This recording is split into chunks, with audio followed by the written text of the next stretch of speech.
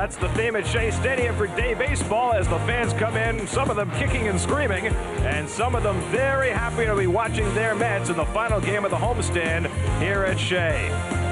At Shea Stadium in New York, the New York Mets play the Cincinnati Reds, also available in high definition. And a pleasant good afternoon, everybody, and welcome to Shea Stadium. Gary Cohen and Keith Hernandez with you today as the Mets wrap up their homestand, finishing their series with the Cincinnati Reds. The Reds have won 2 of the first 3, including a come-from-behind 6-5 win last night. But in the loss, Jose Reyes became only the 9th Met in history to hit for the cycle. Well, he had a wonderful day last night. This is his first hit, the solo home run in the first. He, of course, with the cycle would get a double, and here's the double, then a triple, then followed with a single. He has been red hot, and you can watch all of his hits, and you always wonder, when is Jose Reyes going to come out and be the player that he's projected to be? This might be the point in his career where Jose Reyes starts stepping up and playing a more consistent basis up to his potential. He's been terrific all year. Reyes riding a 9-game hitting streak right now and hitting over 500 over the 9 games. He's got a ball for his mantelpiece there. So that was the highlight last night. The low light was that the Mets took a 1-run lead into the 9th, 2 out and nobody on, but Billy Wagner couldn't finish it. Well, Billy suffered his first loss of the season, his 4th blown save. Got 2 outs real quick, and then the walks got him, and he didn't miss badly. He missed just a little bit here and there, but that's all it takes. The 2 walks, and then the bleeder down the third base line was just so unfortunate. David Wright couldn't do much with that play, and then, of course, the base hit that won the ball game. He'll bounce off this, and probably if there's a save situation today, he'll be in there again. Brandon Phillips with the big hit that gave Cincinnati the lead. They did not relinquish it. Billy's throwing hard right now, but his first pitch strikes are way down this year, and that's one of the reasons he's struggled. Well, he's gotten too many walks. That's been the problem. Walks kill. Pitchers want to always stay away from walks, and Billy knows that. And you know, as a player, as a position player out there, and you got a great guy out there saving, they're human. A team like this and the teams that I played for that won, you always rally behind your teammates and give them the vote of confidence. And I guarantee you, he'll be in there today if the situation calls for it. And today the Mets go for the split of the series, and they'll have Pedro Martinez on the mound. And even though Pedro has not been at the top of his game, it's always comforting to have him on the mound after a loss. Well, we're concerned. The Mets are concerned about Pedro's foot and hip that's been bothering him. But you know, he's always been one to adapt to whatever the situation is. He's a great pitcher. He's the right man to have on the mound for the Met Ball Club here to try to avoid a 3 out of 4, losing 3 out of 4 to the Reds. Well, the Mets wrap up the series today in a day game. That means lots of kids in the ballpark and lots of kids watching. And who better to talk hitting to the youngsters than our own Keith Hernandez? That's coming up. Partly cloudy skies above Shea Stadium on a warm Thursday afternoon. Mets getting set to head to Toronto after the game today to begin a road trip against the American League East. But first, the matter of finishing off this series. David Wright making some fans happy and making all of us happy down in the field. Chris Cotter is standing by with Keith Hernandez. Well, it is officially summertime here in the Big Apple. Kids are home from school, getting ready to play their Little League games and their Pony League games. So we thought we would give an abbreviated hitting instruction here on the field today, and who better to give that than one of the greatest Met hitters of all time, Keith Hernandez. How you doing, Keith? Very good. I'm going to leave it for Keith, and he's going to tell you kids how to become a better hitter. Well, all you guys out there, you little leaguers, high schoolers, whatever, I think it's important, number one, take whatever stance that makes you comfortable. A lot of hitters hit open. By open, I mean they're like this. The pitcher's the camera where you're looking at. See how I'm open? That's fine. If you want to hit closed, like I am, that's how I hit. That's fine. Whatever's comfortable, whatever makes you happy, do it that way. Also, grip is very important. Never choke the bat. When you grab the bat, this is very important. Don't put it in the palm of your hand, because then you lose the snap on your wrist. You put the bat in, right in those fingertips, right there. Close your fingers and then bring the hands down. Now, that gives you the snap in the bat when you take your swing up, right before contact. And don't choke the bat. Don't squeeze it to death. It's very important that you stay relaxed when the bat's in your hand. If you hold it tight, you're going to lose your snap. Another thing, too, is keep the shoulder in, and it's important always to stride in, stride into the pitch. If you step in the bucket, you're in big trouble.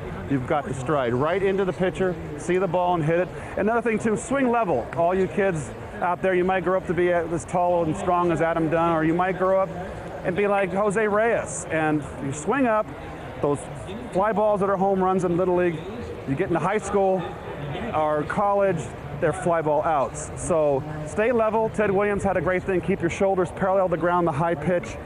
If you drop your shoulder, the bat drops too, can't hit a high pitch. Keep level here on the high ball. If your shoulders are parallel, the bat stays parallel, and it makes the high pitch the easiest pitch in the world to hit.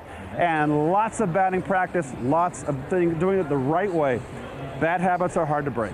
And Keith, there's one piece of advice I always hear you give people, and I heard you forgot to do it today. Oh my, you're right. Most important, keep your eye on the ball. We always hear it. Gary, keep your eye on the ball today. I'm sure you'll have no problem doing that. We'll try our best to do that today, keeping our eye on the ball, whether it's a baseball or a football, in the parking lot or on the field. Mets baseball in a moment.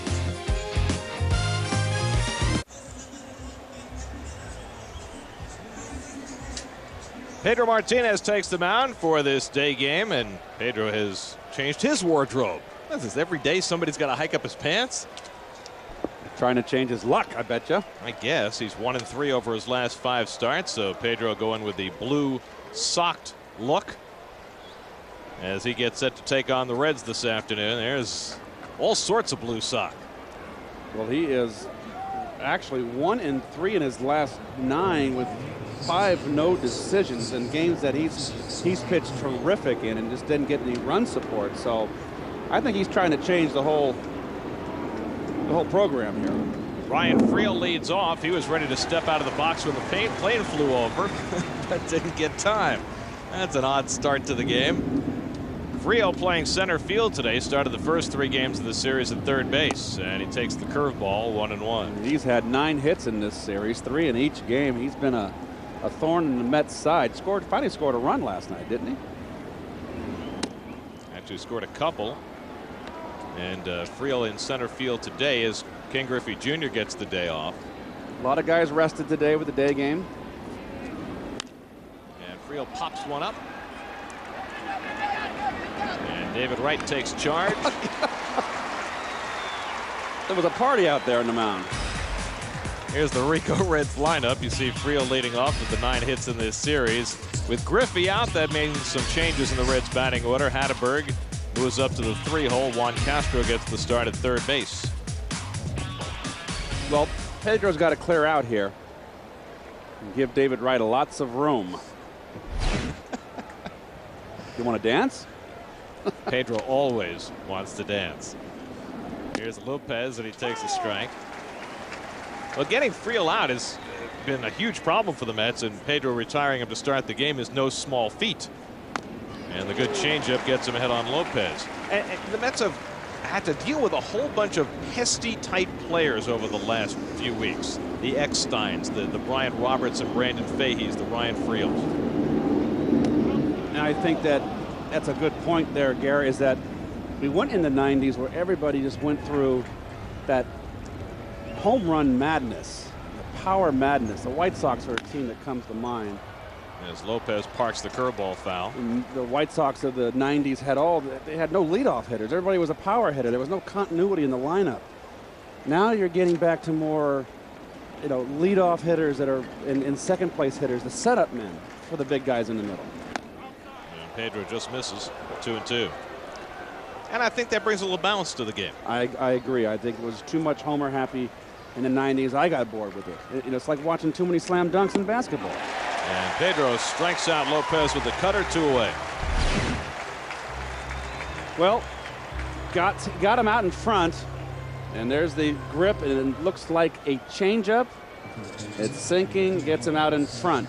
Earl the Pearl Monroe is one of the great guys, and of course everybody knows who Earl the Pearl is, and I'll get to it right after this Geico Met defense. You see Castro gets the start today, Millage back in left field, Woody gets the start at second base, Franco gets the start at first. Day game following a night game, lots of guys getting rest. When you mentioned it in the open, Keith, about players getting rest, and you've always had catchers take off day games after night games, but it seems as though we see more reserve-laden lineups in day games after night games now than ever before. Well, I think you're going to see it a lot with the Mets, and that's because they have a quality bench. Now, you look at this line. This is a perfect day for a day game for the Mets as far as Willie Randolph is concerned. Off Pedro's foot, right to Reyes. Kick saved by Pedro, and it results in an out. And Pedro's got himself a 1-2-3 inning. Pedro, the goalie. Nice deflection.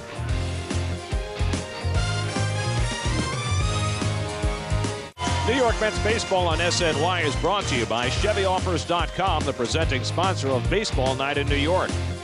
By Aflac, ask about it at work. By Ricoh, move your ideas forward with Ricoh dependability. By Honda, see your Honda dealer and discover the great values now being offered. And by Geico, 15 minutes could save you 15% or more on car insurance. Visit geico.com or call 1-800-947-AUTO. 30-year-old Eric Milton on the mound for the Reds in his second year with Cincinnati. And Reyes, who was a cycle hitter last night, is a hitter again, first time up today.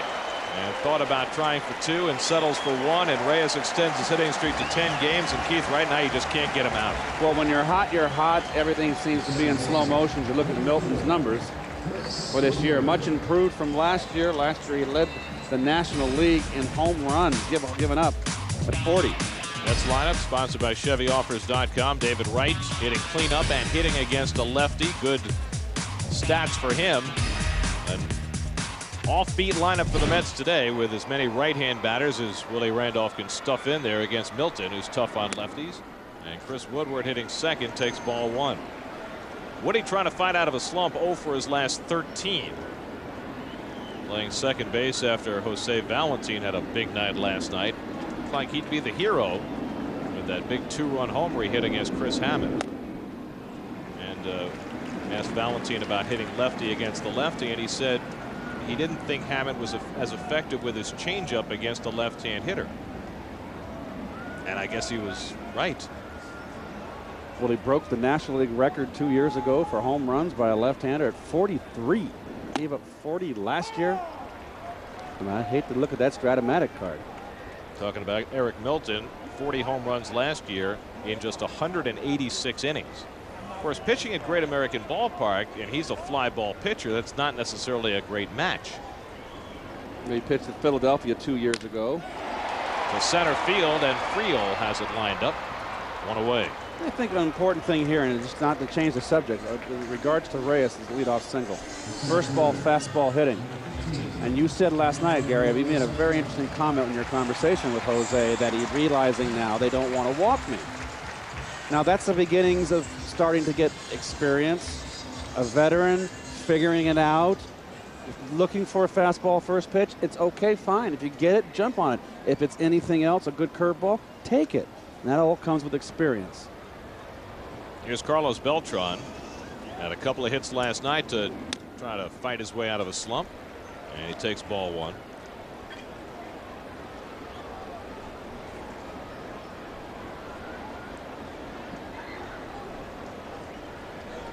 Milton not easy at all to run on. And he gets even on Beltran with a changeup. That's what Beltran's done against Eric Milton. They used to play in the American League Central together. Milton spent the first 6 years of his career in Minnesota, Beltran in Kansas City, so they faced each other plenty.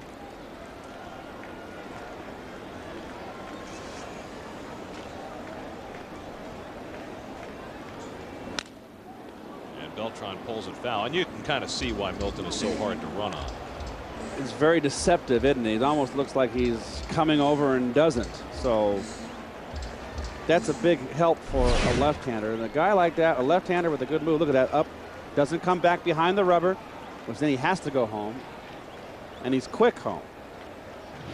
Only one runner has even attempted a stolen base against Milton this year. And it was Chris Shelton of the Tigers, and he was thrown out. So Reyes has himself a problem on his hand if he's thinking stolen base here. You get those lefties like Andy Pettit who can hang that leg. And you see Reyes' stolen base stats. It's awfully tough to get a read. And Beltran lifts one to center. Another play for Friel. And there are 2 away. And that's Eric Milton. Just about everything hit against him is going to go in the air. And the Reds defense, brought to you by Ford. David Ross gets the start back behind the plate. Juan Castro at third base. Lopez, Phillips, Hatteberg are still in the lineup. Kearns, Friel, and Dunn. Friel in center field. Today, Ken Griffey Jr. getting a rest. Look at that, 48.7% of his outs from fly balls in his career, highest among active pitchers. And just to give you a point of comparison to that, as he throws ball one to David Wright. I mean, the most pronounced fly ball pitcher I think the Mets have ever had was Sid Fernandez. And Sid's ratio of fly ball outs was lower than Milton's. And Sid got a lot of fly balls. And Sid also got hurt by home runs late in ball games. 2-0 to Wright. Sid was one of those guys that had to throw up and down the ladder. Sid got, by up and down the ladder, I mean his fastball letters and up. If he got caught mid-thigh to the belt, that's where Sid got hurt, because his fastball didn't move. There goes Reyes, and Wright fouls it off. Didn't run play on 2-0? Well, why not? It wasn't a hit and run, I guarantee you that. And look how quick home he is. So Reyes just decided, hey, I'm going to run when he breaks from the belt and take a chance he's not coming over. And David got a 2-0 fastball, so decided to swing. And now it's 2-1. And here he is. See if he does the slide step.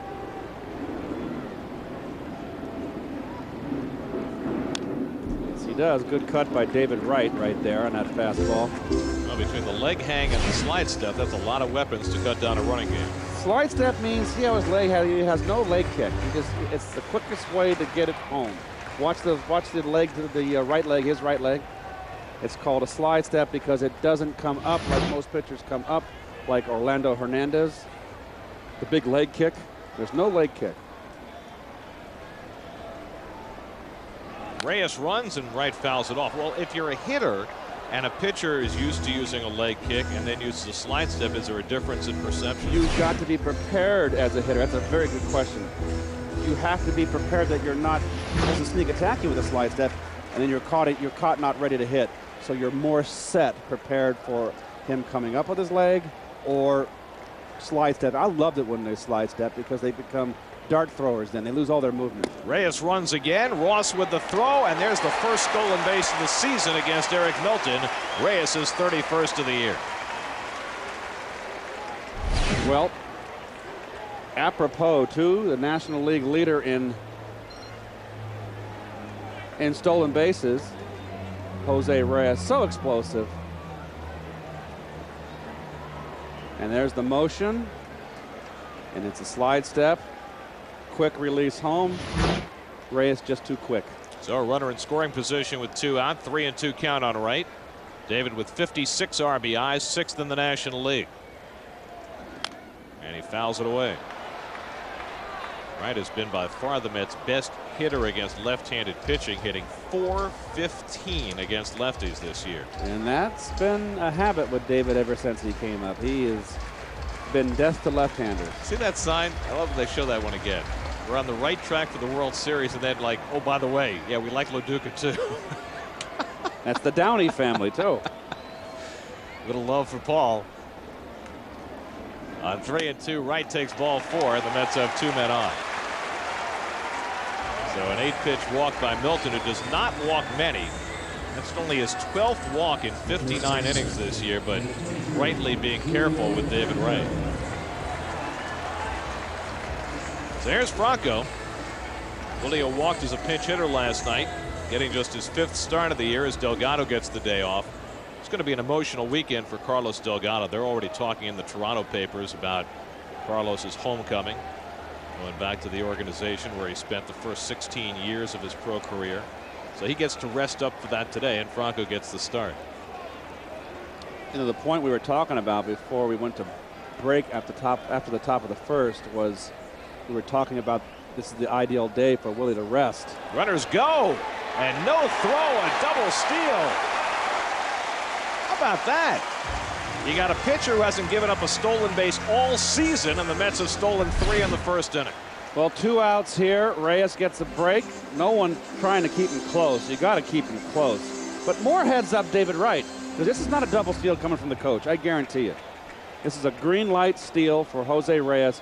So Wright had to have the presence of mind out of the corner of his eye to break when he saw Jose break. That's very, very perceptive of David. So 2 in scoring position for Franco, who's hitting .474 with runners in scoring position this season.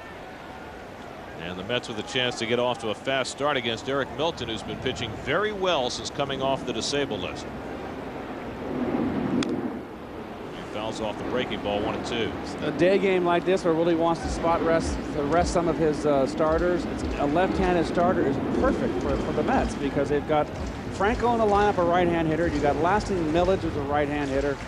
This is a good lineup, the everyday lineup against against right-handers, their everyday lineup. But this lineup is not hurt against a left-hand pitcher with Franco and Millage out there. 9 right-handed bats in the lineup today. And Franco fouls that one off the home plate umpire, Ron Copeland. Well, doink. I hope he took his buffering this morning. That got him.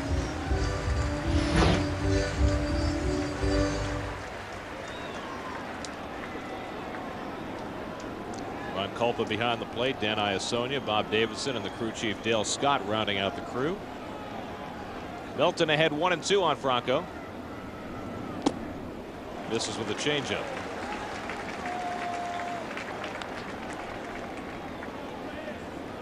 Eric Milton, Keith mentioned, he moved from Philadelphia, where he gave up 43 home runs, Hitters Ballpark, to Cincinnati, where he gave up 40 home runs. That was his choice. He signed with the Reds as a free agent. Raised a lot of eyebrows when he did because he's a fly ball pitcher pitching in a home run hitter's ballpark. A lot of eyebrows raised at the general manager who made that decision to sign him. That would have been the prior general manager for the Reds, not Wayne Krivsky, who's now in that seat. You saw what the home run total has been against Milton. 3-2 to Franco, with Nady standing on deck.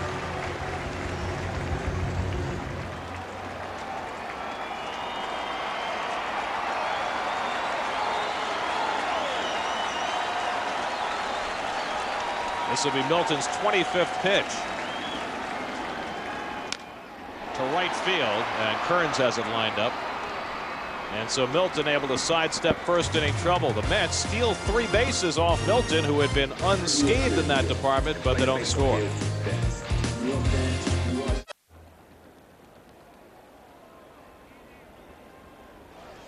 Big crowd here at Shea Stadium. Lots of kids on hand for the final game of the homestand. Mets will be gone for a week and a half after today. And Austin Kearns fouls one back as we start the second. Mets will go to Toronto for 3 over the weekend, to Boston for 3 next week, and then to Yankee Stadium. And we mentioned that in the Toronto papers they're discussing Carlos Delgado's homecoming to Toronto. There's going to be even more talk in Boston about this guy's homecoming coming up next week. Charlie Samuels, our clubhouse man, the Mets clubhouse man down there, said, Keith, tickets for that night are scarce. David will pitch the Wednesday game at Fenway Park, his first time back. 2-2 to Kearns. He didn't go back for the ring ceremony when the Red Sox got their World Series rings last year because it coincided with the Mets home opener, and he wanted to be here for that. So he has not been back to Fenway Park. And the curve hit to left, and Kearns has the first Cincinnati hit. That takes us to our Jeep upcoming schedule. Note the start times this weekend in Toronto: 4 o'clock Saturday, noon on Sunday. That'll keep you guessing.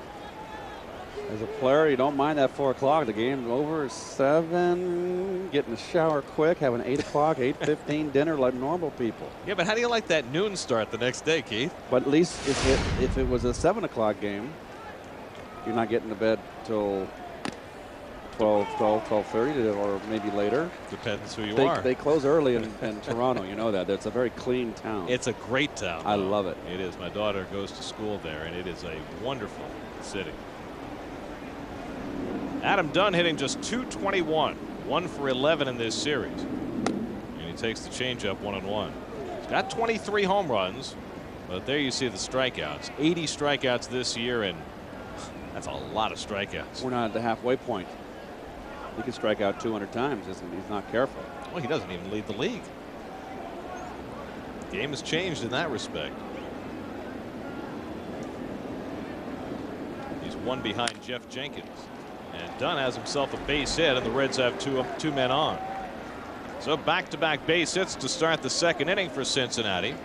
And last night's hero will come to bat for the Reds. That would be Brandon Phillips. Well, there's the pitch of the changeup. You see the circle change. And it's up. It got it away. Actually, it's not that much up. Just had too much of the plate. But away enough. Away enough to get on the end of the bat of Dunn. If it had been over the middle, Dunn might have launched that one. So here is Phillips. His bases loaded, 2 out, 2 strikes, single against Billy Wagner in the 9th was the game winner last night, and he's going to bunt. And he'll advance the runners. And that's interesting, as hot as Phillips has been, that he sacrifices there with the 7 and 8 hitters coming up. Well, I think Jerry Narron, the manager of the Reds, is thinking 3 out of 4. Pedro, one of the aces of this ball club, and looking to get up the 2 runs early, going for 2 out of 3. I don't question this at all. And one of the reasons he can do that is that the number 7 hitter is David Ross, and he's been frighteningly hot. He had a shot for him at third, actually, it looked like. But, you know, those are the catcher's got to take charge there and come out and make the read. The pitcher has his, and the third baseman and the first baseman have their backs to the play. The catcher has the view. He's the one who has to say first or second. Reds are carrying 3 catchers, and Ross has just been ungodly with the bat. He's hitting .337 and leads National League catchers with 10 homers and only 89 at bats. 1-1. I like Pedro in those socks. Pedro. Look nice. See, if you're going to say that, you have to say socks in Spanish, and I don't know how to do that. Neither do I. Los. You got it. No idea. Your guess is as good as mine. I have to call my kids. They would know. My wife would know. So my wife speaks fluent Spanish. Your wife, and she's, Mrs. Hernandez. She's a German. she's of German extraction. And Ross hits one to center. That'll get the run home. Beltran's got it. Kearns can trot in, and it'll send Dunn to third, and the Reds have a 1-0 lead. So the sacrifice by Phillips leads to the run as Ross drives in his 25th, and it's 1-0 Cincinnati. Ball's a cutter. See the sliding rotation. Oh, it hung up there a little bit. Pedro kind of dropped down there a little bit. That's why that ball flattened out and didn't get the break, the down break. I think he was trying to throw a cutter there. And there's an easy tag up. Nice presence of mind by Dunn to tag up. Knew the ball wasn't out and hit deep enough for him to advance to third. Number 8 hitter is Juan Castro, making his first start of the series. Castro just recently reacquired from Minnesota. Those are his numbers with the Reds. He's had 161 at bats overall this year, hitting .230. There's a good curveball right there. Got on top of that one. You saw the sharp down break. And there's the release. He's still 3/4, and it's amazing to me throwing that far down at the point of release. He can put that thing to break down at all. Yeah, you would think that as far down as he is that it would it's almost be flat. It's like a sidearm delivery. Much like Aaron Howman, but Howman doesn't throw a curveball. He has one, but he hasn't thrown it very much, has he? He's got a decent one, Aaron. 0-2 to Castro. And that fastball, not sure where it missed, must have been a little high. Well, let's see. Nope. Is it off the plate? Oh, that's close enough in the corners. I'm gonna have to start paying attention because that's another one that just hit real close here. I just take it for granted it's not going to get up here. And this whole 4-game set here, I feel like a target. I got a bullseye on my peppering you on my forehead. Cutter misses. 2-2 to Castro. You got the pitcher Milton on deck. So Pedro's got a couple of bases to play with here. There's Milton, who's not a terrible hitter. He's got a couple of home runs in his career. He's got some pop. He hasn't played much this year. Strikes out a lot. And it's 3-2 to Castro.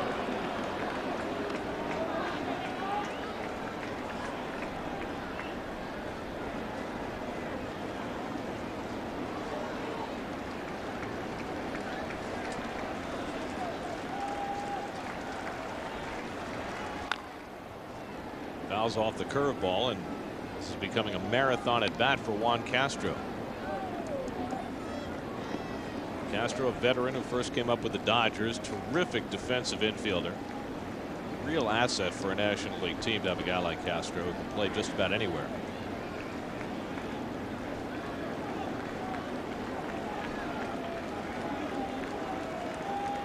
This will be the 9th pitch of the at bat. Struck him out with a fastball. So Pedro has his second strikeout, and he limits the damage here in the second. A couple of hits get it started, and the Reds fashion a run to go up 1-0.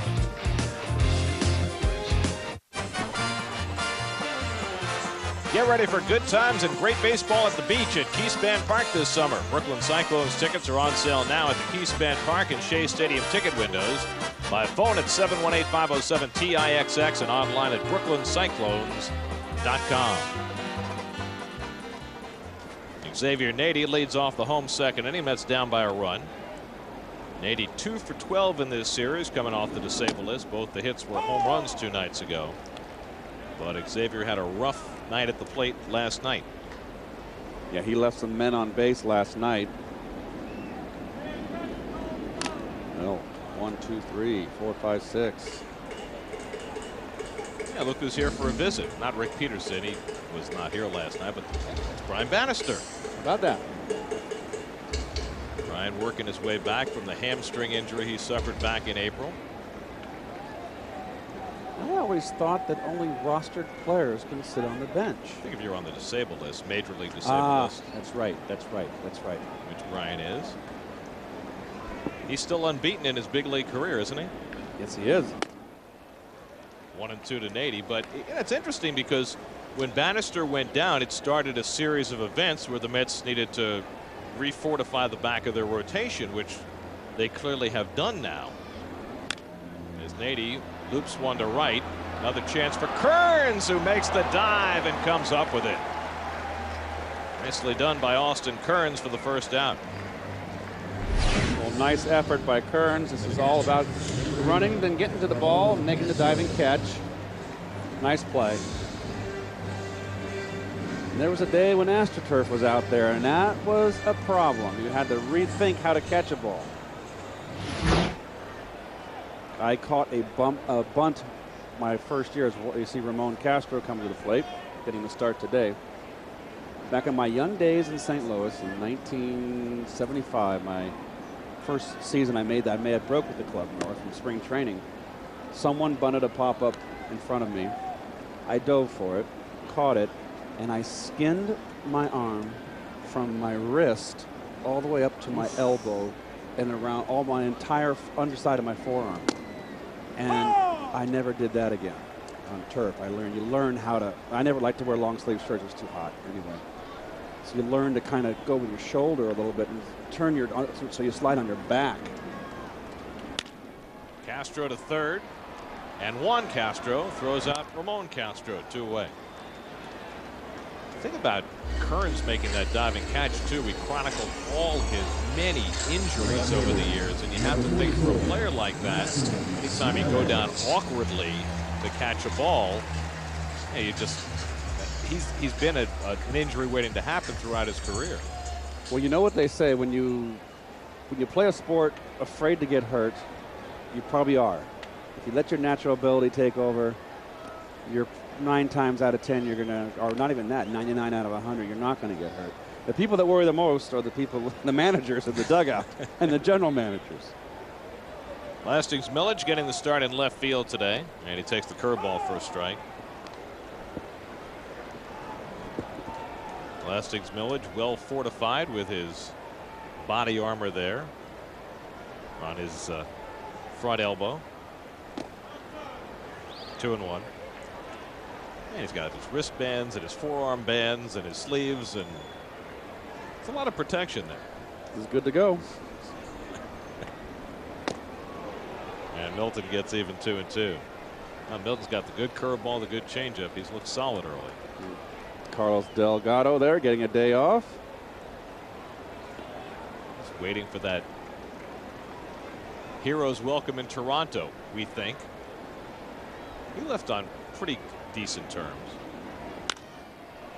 Well, he had some terrific years. I know when my good friend and former Giant and Cub, Gary Matthews, the outfielder, he did some TV work briefly up in Toronto when Delgado was there, and he just said, Keith, you can't believe this guy. He can flat hit. Millage to Castro, and a 1-2-3 inning for Eric Milton. So Milton off to a fast start. He's got himself a 1-0 lead after 2.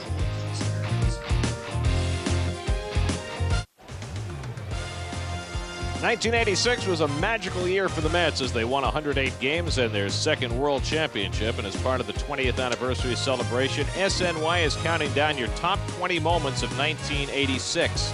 Visit SNY.TV now to vote on your top 5 moments. Then tune into Geico's Sports Night as SNY unveils your favorite moments starting July 31st.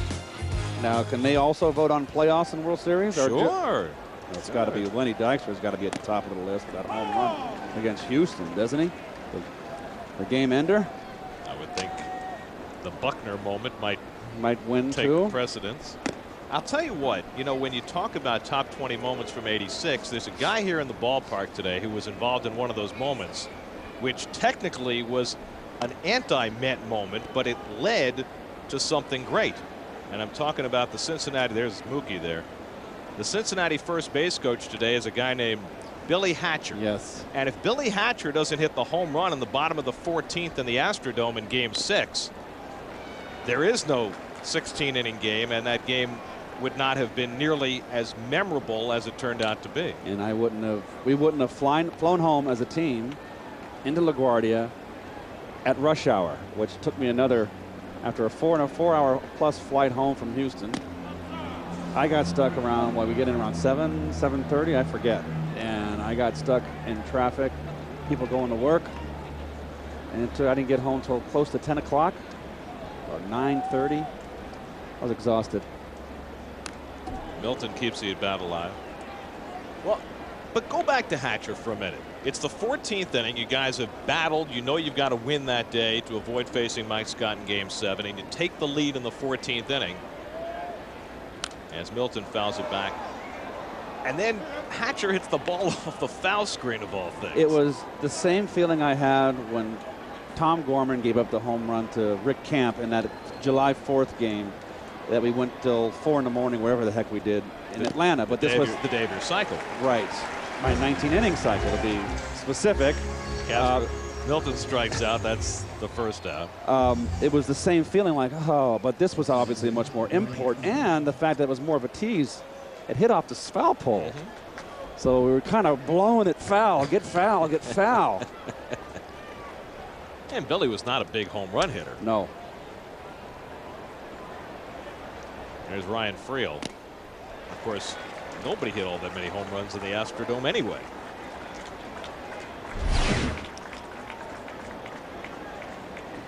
Good old plain old fastball in the outside corner. Another same pitch. And Pedro gets ahead 0-2 on Friel. His fastball's away. Pedro's now just changing gears here, going to the gas. It's something he does so well.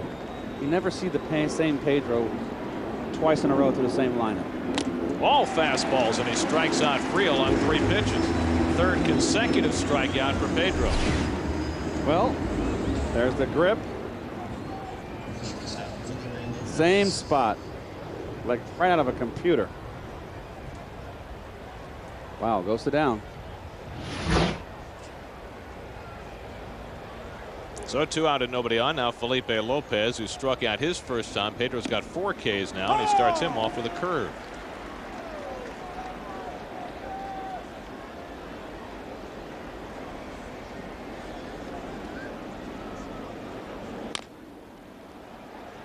Franco.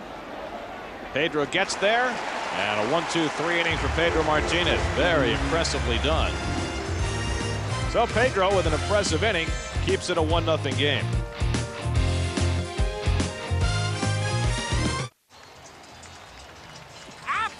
Time for the Aflac trivia question. Well, this is a good one. What two current Major League managers were Major League teammates of Willie Randolph? We got one here today. As Pedro takes a strike. All right, so you gave away half the answer. And folks, you're on your own for the next one. Jerry Narron, of course, was a catcher with the Yankees. Replaced Thurman Munson when Munson was killed in 1979. 0-2 to Pedro, who has 3 hits this season. The other one's a little bit tougher. Here's Jerry, who's done a terrific job since taking over as the Reds skipper. Because the other current manager, who was a teammate of Willie's, was not his teammate with the Yankees. Uh-oh, a very important clue. And Pedro bloops one. Will it fall? Kearns. I'm not sure. It looked from here as though he trapped it. But Bob Davidson was a lot closer to the play than we were, and he called it an out. We'll have to watch that one on a replay. I don't. I think he trapped it. Let's take a peek. That's a trap. That is a trap. I'm not sure how Bob Davidson could possibly miss that, because look how the glove was angled, Keith. How could he have caught that ball? And more importantly, Bob Davidson hustled out and was right on top of the play. He did the proper thing by running out there, was in the proper position to make the call, and just missed it. You know, I'm a little surprised that Willie didn't come out to argue that one, especially considering Pedro's reaction. Pedro threw his arms in the air and clearly knew that it had been trapped. He'd love for the umpire to ask for help on a play like that. Willie doesn't argue that much with the umpires. Pretty Reyes subdued. pops it up near the line and just foul.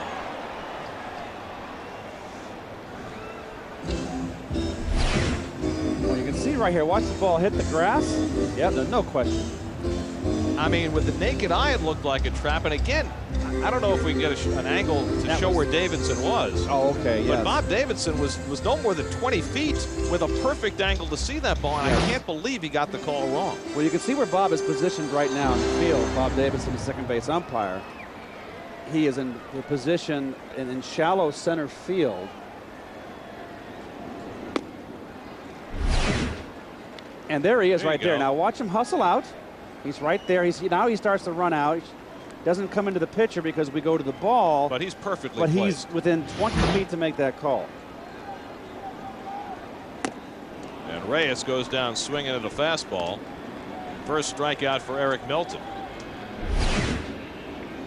Well, Reyes, I always like the way he swings on the right side of the plate. Just got beat by a fastball away. So he's got to make it out every now and again. Yes. I mean, with that out, Reyes is now 22 for his last 41. And that's hot. That is hot. You love to be in those streaks. Woodward takes the curveball for a strike. Chris hit the ball hard his first time up and lined out to center, but he's now 0 for his last 14.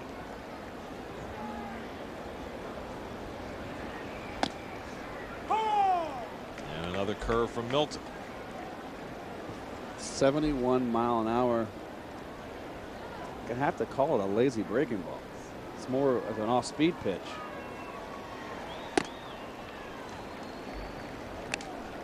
And I can't believe that he's throwing 82 miles an hour. I know he's got to have a little more heat on it than that. That's his changeup velocity. And he gets Woody with the changeup. So Milton, with a 1-2-3 inning, helped out by a bad call, strikes out the last two, and we go to the fourth at 1-0.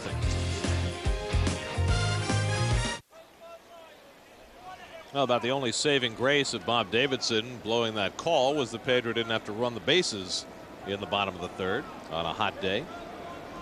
And Scott Hatteberg takes a strike. Starting to get muggy. We were begging for hot weather back in April, weren't we, when it was freezing everywhere we went? No complaints here. We got it now. As my Late partner Bob Murphy used to say, it's the summer game. 1-1 to Hatteberg.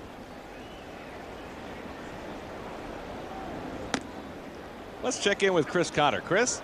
Hey, Gary, heard you mentioning a little while ago about Pedro's start in Boston in the Wednesday game. And, Pedro, I was talking with him about it a little bit earlier, and he told me that he's the type of guy, he likes to have fun. He clowns around when he's not starting, but I don't think I know a player that has a completely different demeanor as much as Pedro does from a game that he isn't starting, from a game that he is. And he said he wished he wasn't pitching in Boston so he could have fun with everybody up there, but he's going to be too intense now that he has to pitch. Well, maybe for the last game of the series on Thursday after he's done with his start, especially if he wins on Wednesday, then he could cut up as much as he wants. He's got the middle game of that series. So Thursday, the pressure's off. Well, Hatteberg draws a leadoff walk. And so Pedro, after working at 1-2-3 third, issues his first walk of the day. And Austin Kearns will step in. Now, Kearns has already had an impact on this game. He singled and scored the only run. He's made a diving catch in right and a sliding non-catch that was ruled a catch in right. So he's been all over the place early on.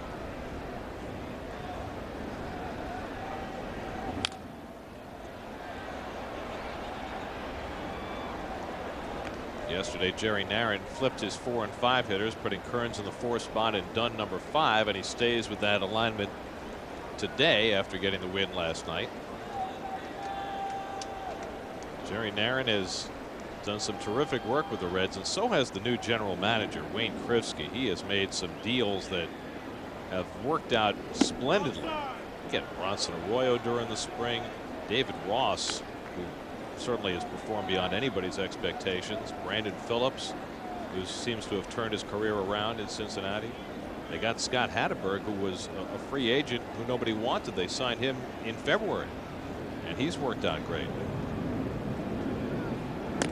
1-2 to Kearns. Swung right through the cutter here. This wasn't in a very good spot. Let's see. Oh no, that's a hanger. Wow, missed it.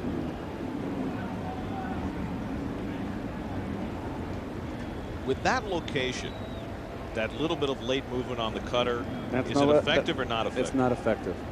It is a big mistake. 2-2 to Kearns.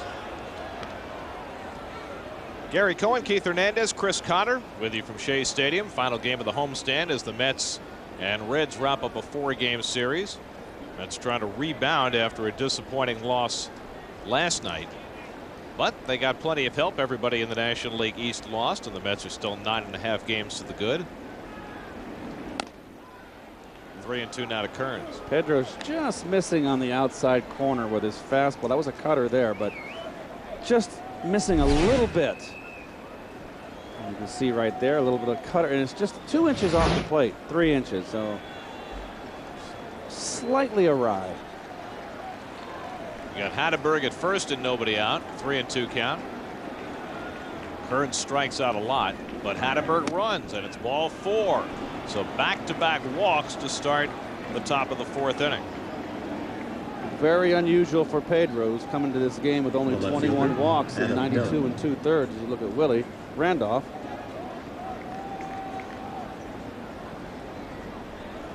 So now Adam Dunn with a chance. Pedro with such great control. It's unusual to see him walk two guys back to back. Well, he's averaging exactly 2 walks per 9 innings. And here he's walked 2 in a row. Well, here's Dunn, and we've talked about it throughout this series. Dunn hitting just 150 with runners in scoring position. He's just not getting the corners. Just missing. Watch the catcher's mitt. And you can see he brought it back a little bit. It's that missed by an inch. And I don't think it's really a matter of him getting squeezed. It's a matter of him just missing. It's just the umpire's calling a good ball game, and he's not giving him anything. Period. Here's a strike. 1-1 to Dunn. Very good little backdoor slider there. Watch it start away and break in. There's the look at the rotation, the circle. Beautiful pitch.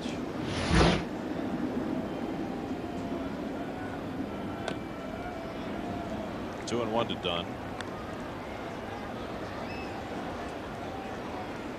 Brandon Phillips hitting 6th in the order today, waiting next.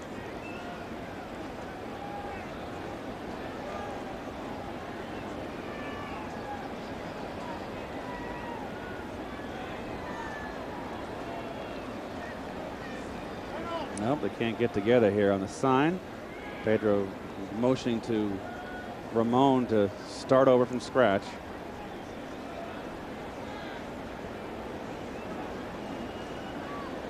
Uh-oh, they're gonna have to go talk it over. Let's get on the right wavelength here. What about those signs where Castro's touching his chest protector? They can be all deeks, or they could be tip off as to the first sign, third sign. Usually maybe the hat is first sign, chin is second sign. There could be an indicator in there like a sign. So it's either saying third pitch or third sign, second sign. No sign here. They talked about it in conversation, and no swing by Dunn. Dale Scott with the call. And you can see he's just missing just a tad. He's in a bad spot right now, 3-1. I do not think they'll run the runners here because Dunn is such a strikeout guy. And Dunn generally is deep in the count, lots of walks, lots of strikeouts, and now he's 3-1 to the good. And it's ball 4, and Pedro has just walked the bases loaded. So 3 straight walks to start the 4th inning, and Pedro with that glove perched against his hip. And despite the calm demeanor, you can tell he's stewing inside right now. Wondering if there comes Rich Peterson, the pitching coach, and wondering if, oh, Pedro threw that rosin bag down. He is not happy with himself. I'm wondering if he's hurting. We talked about that, his hip been bothering him.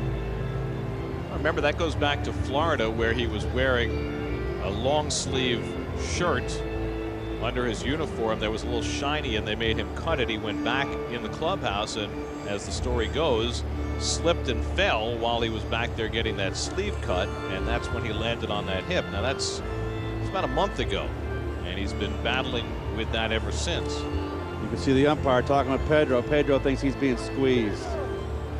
I think that's umpire. If he was complaining about him being squeezed, the umpire handled it wonderfully. That's Ron Culpa. Why do you say he handled it wonderfully? Don't get upset. Some umpires can get defensive and jump on you. Harry Wendelstedt, we were talking, who was one of those great guys that had a great attitude. You can go, Harry, I missed that call. And Harry would say, well, you know something, you might be right. I may have missed that one. Sorry. Okay, it's fine. How could you get mad at him? So now bases loaded, nobody out, and Phillips swings at the cutter, 0-1. So I think Pedro was saying, I think you're squeezing me. But he hasn't missed by much. Now this is not a strike. That's off the plate. Beautiful bait cutter. Looked like Phillips guessing fastball coming out of the pitching coach's visit. He gets another cutter, 0-2. Wow, 2 good pitches. This was better than the first one. Took something off, got him out in front. There's the circle. So Pedro would love to get a strikeout here, ahead on Phillips, 0-2. Has to lay off that one. So Pedro just expanding that strike zone a little bit. I like that term. It's one of the new terms that I like in baseball. Seeing if the fish were biting. They weren't. Well, Phillips was talking last night about how he tends to be overly aggressive in these spots, and he needs to calm down. He calmed down enough last night to have the game-winning hit against Billy Wagner with the bases loaded. That's what he's done in his career, 1 grand slam.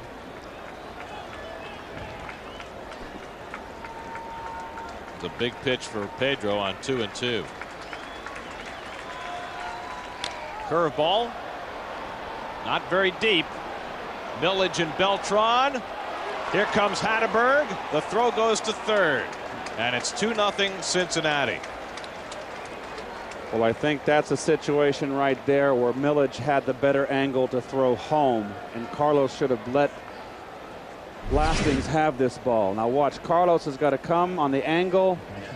Momentum, it's tough for him to set where Millage was coming in towards with his momentum towards home, had a better chance maybe to throw him out.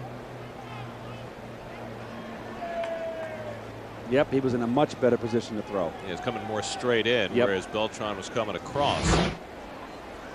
And we've seen Millage's arm produce 3 outfield assists already. Mets actually lead the National League in outfield assists with 20. But it's 2-0 Cincinnati. First and second and 1 out. And here's David Ross, who drove in the first run with a sacrifice fly. And Pedro throws the cutter, 0-1. Kearns at second, Dunn at first with 1 out. So the 3 walks by Pedro have produced 1 run. Now trying to settle back in, hoping for a double play grinder from Ross, who does not run well. There's the outside corner strike. Pedro's hit 90 more than once in this game. He's had good velocity. Let's take a look on top here and see.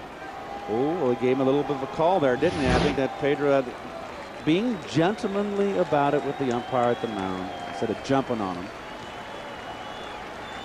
Might start getting those calls. 1-2 to Ross.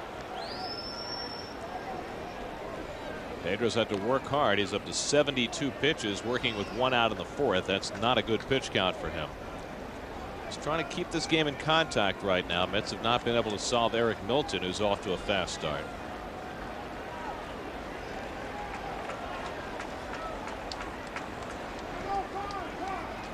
David Ross, one of the real feel-good stories of the early season. Padres let him go for virtually nothing this spring, and his numbers are just out of sight. Curveball misses 2-2. Just missed. Good eye by Ross. So Ross is the guy. Tough pitch to lay off here. And he didn't even offer at it. He just had very good balance there. Remember, Ross was the guy in San Diego last year who hit the ball that led to the collision between Carlos Beltran and Mike Cameron. And nobody felt worse than Ross. Nady back. That's the 2nd out. Kearns tags, and he'll head over to 3rd. So 2 away, runners at the corners. And the number 8 hitter Juan Castro coming up. In 2006, Hyundai, the Mets, and Sportsnet New York are teaming up to strike out cancer. For every K the Mets pitching staff registers, Hyundai, the Mets, and Sportsnet New York will donate $25 to the Hope and Heroes Children's Cancer Fund. Mets are 2nd in the National League in strikeouts with those 541, and Pedro, with his 4 today, has taken over the National League lead in strikeouts. Pedro now with 106, 2 more than Carlos Zambrano with the Cubs. And Castro pops it up. And Nady's there. That ends the inning. And Pedro limits the damage. 3 walks lead to a run. 2-0 Cincinnati.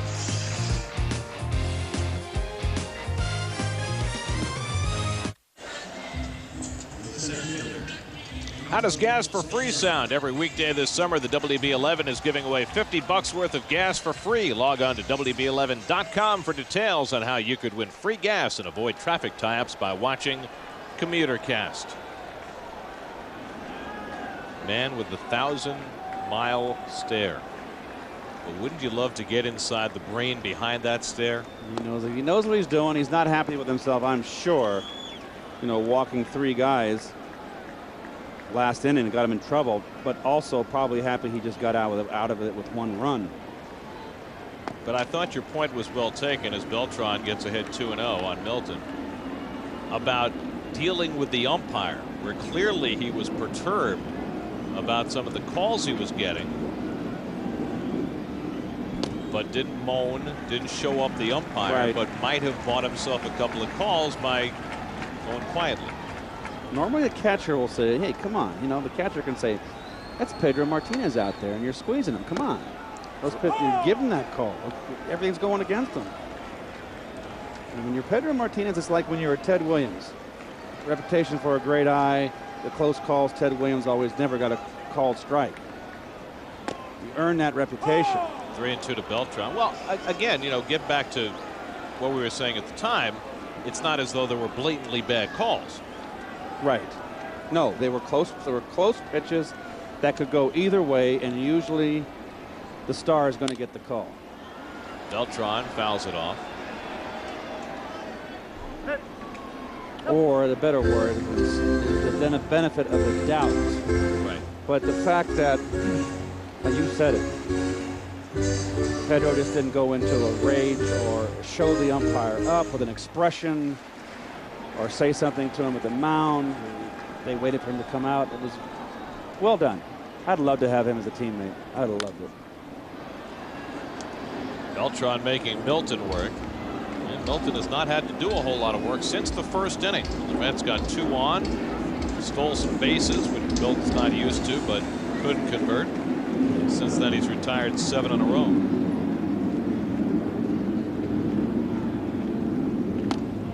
Ball 4. There's a quality turn at bat for Beltran as he works out the leadoff walk. The second given up by Milton. Third baseman, David Let's get back Wright. to our Aflac trivia question. Thank you for that. What 2 current Major League managers were Major League teammates of Willie Randolph? Well, we gave you Jerry Narron. The other? Mike Scioscia. Dodgers. I had a hunch when you said that it was going to be a Dodger. You played 1 year with the Dodgers, Willie? 2 years. Here's the pitch that's been the borderline strike. And I'm going to tell you something. That is too close to take. That's a pitch Pedro got for a strike later in that top of the fourth. And I think that's what Pedro was saying. Come on. Here's David Wright, and he takes ball 1. Wright walked his first time up. By the way, just to expand slightly on that trivia question, Ken Maka, the manager of the A's, was Willie Randolph's teammate in the minor leagues in the Pittsburgh organization. But you notice that the question was carefully crafted. It said major league teammates. Yes. Because you could have said, oh, that's right. It wouldn't have been Joe Torre. On 2-0, Wright hits one to deep left center field. Friel going back near the wall, and it's out of here. David Wright with a 2-run homer ties the game, his 16th of the year. And the Mets have drawn even at 2-2.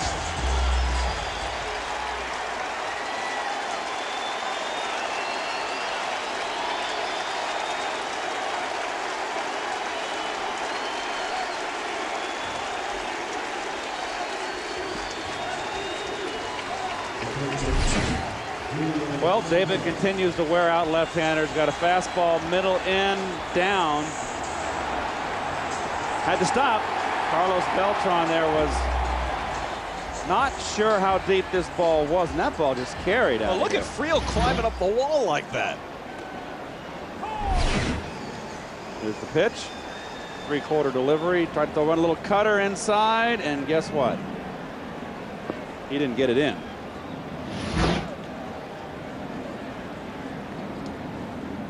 Franco takes the curveball for a strike. But, I mean, Friel was about 25 feet from this ball. It went up in the bleachers, but look at him. He's feeling good today. He was ready to go over the wall. Like Lenny Dykstra. Well, like that guy in the blooper video, the Japanese guy went over the fence. Friel racing back again, and he can't catch this ball hit by Franco, and it hops over the wall for a ground rule double. So the Mets starting to find the range against Eric Milton. And now Franco has his 4th double of the year. Well, Franco, we know, goes that way. Look at it go down. A bad pitch. Not by a bad pitch, I mean, it's out of the strike zone. He almost picks this up off the ground. But out over the plate, they had him shaded that way. It's another cutter. You can see that. And not in enough. And they were shading Franco properly over there, but that's just one hop the wall. So now the lead run at second, still nobody out. Remember, Beltran got this inning started by working an 8-pitch walk. And then Wright tied it with his 16th home run. Now Franco at second for Nady.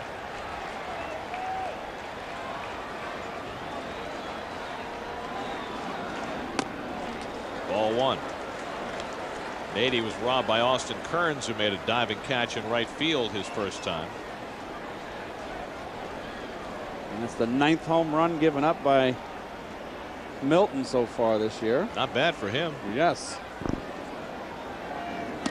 Of course, he missed a few starts on the disabled list, but after giving up 40 or more the last couple of years, 9 in late June, is not bad at all. A lot of great pitchers gave up a lot of home runs in their career every season, but they were always those solo home runs. Never heard them. Flared the other way. That's a base hit. Well, Franco trying to score. He's waved, and Kearns bobbles the ball. Nady to second, and he is tagged out. But Franco scores, and the Mets take a 3-2 lead. Now, Nady saw Kearns bobble the ball in right and figured he could take the extra base. Kearns recovered, but the Mets now have a 3-2 lead. Another curveball here, and Nady going the other way. Wants it in. Guess where it is? It's out down the outer half, belt high. And there's the bobble, and it's good hustle by Nady. Just didn't quite. Wasn't there good the throw was there plenty of time. So that's the first out of the inning. Base is empty for Ramon Castro, and he takes a strike. So a walk to Beltran, a 2-run homer for Wright. Franco with a double, and then Nady singles him home, and it's 3-2 New York.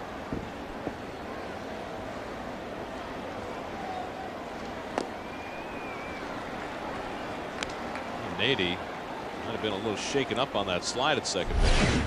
Well, we'll see. Or is Willie's? Well, not a very good slide, was it? Kind of torpedoed into the ground. Let's take another look here. Yeah, you know, he might have gotten his hand to that base. Yeah, he's a little banged up. 3-1 to Castro.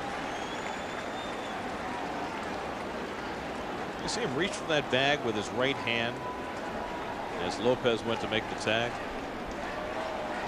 It's a nice slide. It was an interesting slide. Well, when you're dead to rights, you got to pull all the tricks out. Castro pops it up. Atterberg looking through the sunglasses. And that's the second out. I'll show it to you again, and watch the left shoulder. His hand goes down. Lessons Miller. I don't know what to tell you right there. Let's take a look at this angle. Just an awkward slide caused the whole thing. I think he was out. I do too. Here's Millage. And he takes the curveball 1-0. Millage lined out to the third baseman his first trip. Cliff Floyd eligible to come off the disabled list now, but not ready yet. So Millage remains, and he has himself a base hit. So a 2-out single for Millage, and that'll enable the Mets to clear the pitcher's spot here in the fourth. Well, there's the pitch, and he's getting too many pitches out over the middle here. That's a belt high, down the middle, changeup. Pedro Martinez. And Miller's just a little quick, but he stays nice and level. And I think this kid has got a really good chance to be a fine ball player, fine hitter. He's just feeling his way through right now. It's tough when you're young and you're not playing every day. But he's done, when he's been called upon to play, he's done a good job. He's got a very, very fast bat. Pedro was robbed of a base hit on a bad call his first time up. A good cut at that. Eat.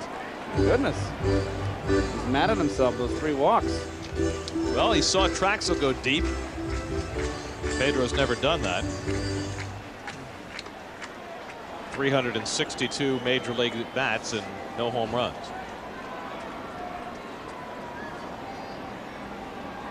And he takes the curveball 0-2.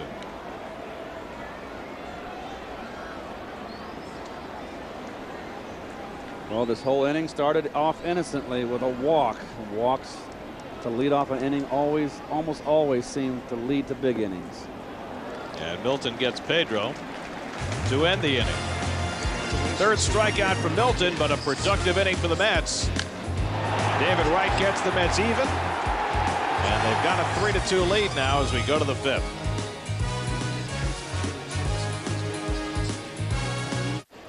For the latest on the Mets and the most up-to-date sports news, be sure to log on to our website at sny.tv. And while you're there, stop by and ask the booth. James of Mountain Lake, New Jersey says, Keith, who was the most difficult pitcher you ever faced? Well, I've been asked that one before, haven't I? And I will always say number one, Don Sutton, the Hall of Famer. Why?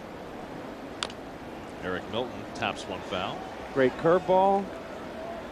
Threw hard. Had a good cutter.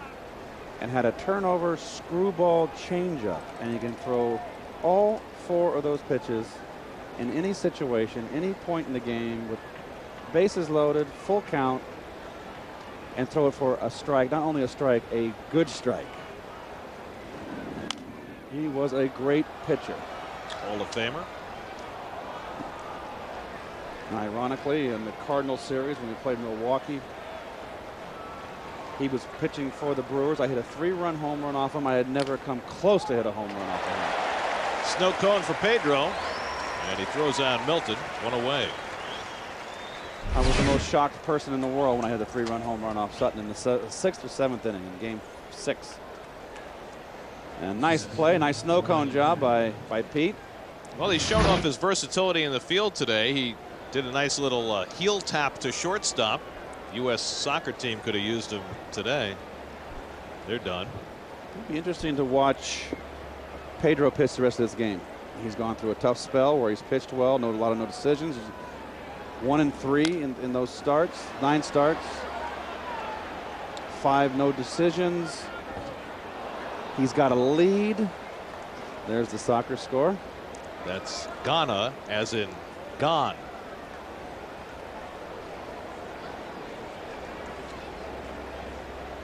Have you been watching?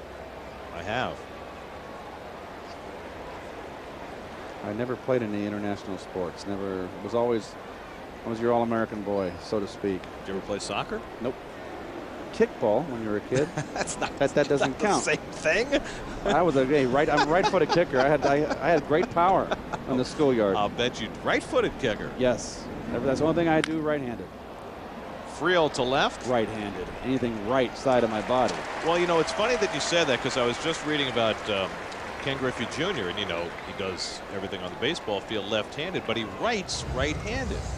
And he's not the first guy I've seen. Darrell Boston also was an all-lefty baseball player and wrote right-handed, which I find fascinating. And I think the Catholic schools, the nuns, stopped slapping the wrists a long time ago to make you right-handed. Well, Junior says it's because they didn't have any left-handed desks in school. Left-handed desks? Yeah, you know how they have the little little wing on the desk where you write, and rather than reaching across with his left hand, really, he learned how to write right-handed. I used to hate the binders because the 3 spools, or whatever you want to call them, where your paper fit in, they get in the way of your writing. If they were on the left. Yeah. Then they came with the holes on the tops of the paper, remember? The 2 holes on top, the binder with the 2 holes. I know what you're talking about. That was beautiful thing for me. And what about when they invented left-handed scissors? Ball 4 to Lopez. It's a 2-out base runner. So there's the 4th walk given up by Pedro. Oh, I used to hate to have to curl my hand and my wrist around that binder. My daughter has that problem. She's a left-hander. You all look so funny when you write. I don't write funny left-handed, though, for some reason. I know what you're saying. A lot of left-handers write this way. They have their paper this way. I can have mine pretty much straight here. And you know, a lot of the great broadcasters are left-handed. Vince Scully is left-handed. Now, Bob Murphy wrote left-handed, but there's a story there. Bob was actually a natural right-hander. But when he was a youngster growing up in Oklahoma, he was chasing after an ice truck one day, fell on the road and shattered his elbow. Same thing happened to my father. Not the exact same. Now, wait a second. There's more to this. Go ahead. Murph said that they replaced his elbow. This is before, you know, this is in the 1930s in Oklahoma. They replaced his elbow with a goat's knee. Are you kidding? Friel, Lopez running, and he's got a stolen base, his 21st. Maybe that's why he talked that way. It's a lot about Murph that people just don't know. Well, backdoor slider, good pitch to Steele on. Good throw by Castro, just a good jump by Lopez. Anyway, that's why Murph wrote left-handed. My dad was a lefty, true left-handed. Was a natural left-hand hitter when he was a kid. He fell on his elbow, broke his elbow, shattered it, had a bone chip, couldn't straighten out his elbow, so he had to turn around as a kid to hit right-handed. And my dad went on to almost make the major leagues as a right-hand hitter. 2-2 to Hatteberg. That's amazing. Yes. My dad had a big scar around 9 inches long along his elbow. From what started his forearm, ended up halfway up his bicep. What do they say? Necessity is the mother of invention. 2-2 to Hatteberg, and he just got a piece of that. So Pedro trying to put down a 2-out threat after issuing another walk. Walks hurt him in the 4th inning. And a 2-out walk to Lopez here. And there you see the pitch count. That's obviously much higher than Pedro would like it to be with 2 out in the 5th. Well, the 4 walks are the reason for that. 2-2 to Hatteberg. And he missed. And a full count.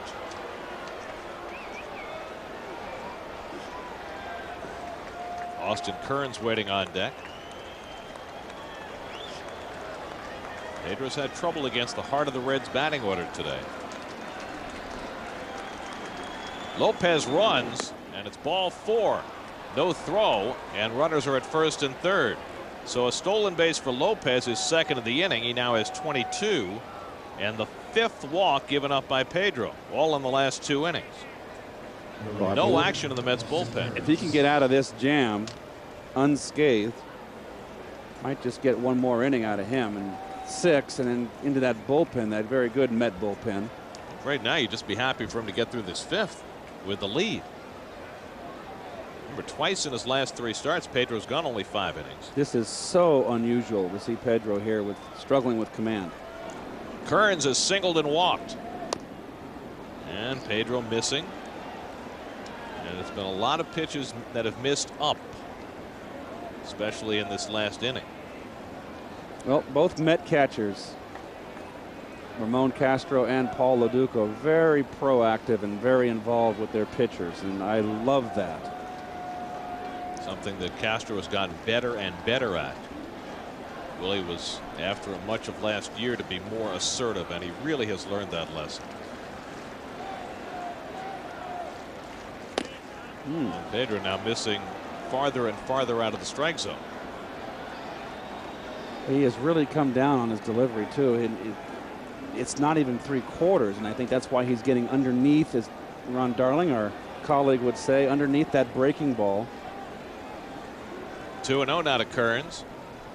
Ooh. There's a good pitch. 2-1. Let's see here. It's a cutter. That's a great camera angle. That gives you a look. Still throwing off to the side a lot more than he normally does. Don't you think, Gary? Well, you wonder if that's by design or because he's hurting. Pulled foul. Kearns getting ahead of the changeup, and it's 2-2. Wow. That says it all. Well, this is obviously an aberration for Pedro, and he was able to limit the damage after 3 walks in the 4th, giving up just 1 run. Mets got him the lead, and now he's trying to keep the lead with a tying run 90 feet away. It's 2-2. Struck him out. 92-mile-an-hour fastball, the hardest pitch Pedro's thrown today, and that gets him through the 5th inning. 5 strikeouts for Pedro, none more important than this one. With his Chevrolet Baseball Day in New York update, I'm Matt Yaloff. Last night in Philadelphia, the Yankees and Derek Jeter defeated the Phillies 5-0. Jarrett Wright, 4 Yankees relievers shut down the Phils 5-0. Back to Gary and Keith at Shea. All right, Matt. We go to the bottom of the 5th inning, and Jose Reyes leads off with his 2nd hit of the game. Another multiple hit game for Reyes. He's got a 10-game hitting streak, and in 9 of them he has 2 or more. Here's Pedro coming off the mound after that top of the 5th. Well, you see Sandy Alomar Sr. and Julio Franco coming over, and that's Franco's value. They know that something's wrong.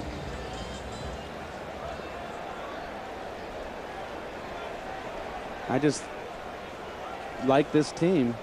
Everybody's so involved. Here's Chris Woodward. And he takes a strike. What we don't know is whether there's a physical issue with Pedro. I mean, we know that he's had the toe and that he's had the hip, but we don't know is whether it's affecting his performance right now. And there's no one up in that Met bullpen, so Willie came over later with Rick Peterson after that, later in that half inning, that in between that inning. And I guess Pedro said, I can go. Well, Pedro's thrown 98 pitches in 5 innings, which is a ton. Look at Willie, and this is an interesting little piece of body language on both sides here.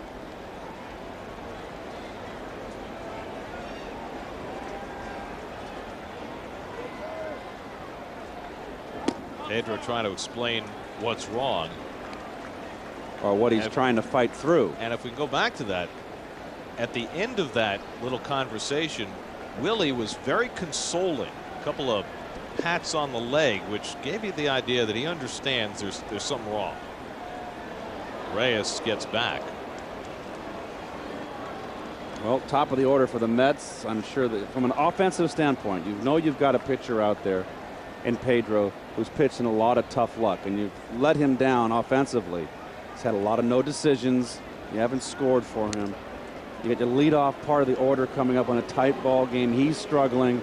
Hey, let's pick him up. You know, you had that attitude. Let's go and put a 3 spot up there for him. And look at the other side of the coin too. Pedro got a lead. He's obviously struggling, walked a couple of guys, but did he dial it up to finish off that inning? Yes, he did. Changeup misses to Woodward, 2-1. I mean, we've seen that before with Pedro when he really needs to reach back. And what did he do? He threw a 92-mile-an-hour fastball to strike out Austin Kearns. So that's what he always has the ability to do in tight situations, to reach back for something extra. Reyes runs toward the hole. Nicely cut off by Castro. Reyes trying for third, and he'll make it without a throw. Great base running by Jose Reyes.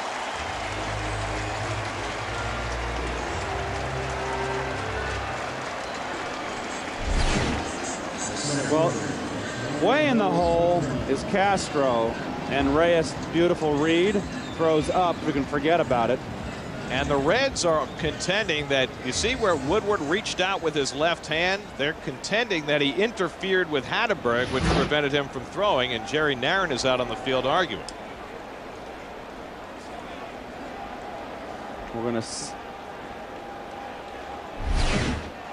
Well, here it is again. And the throw's into the line. Well, and that's a tough call right there. You're running. There was no conscious act to grab a shirt or.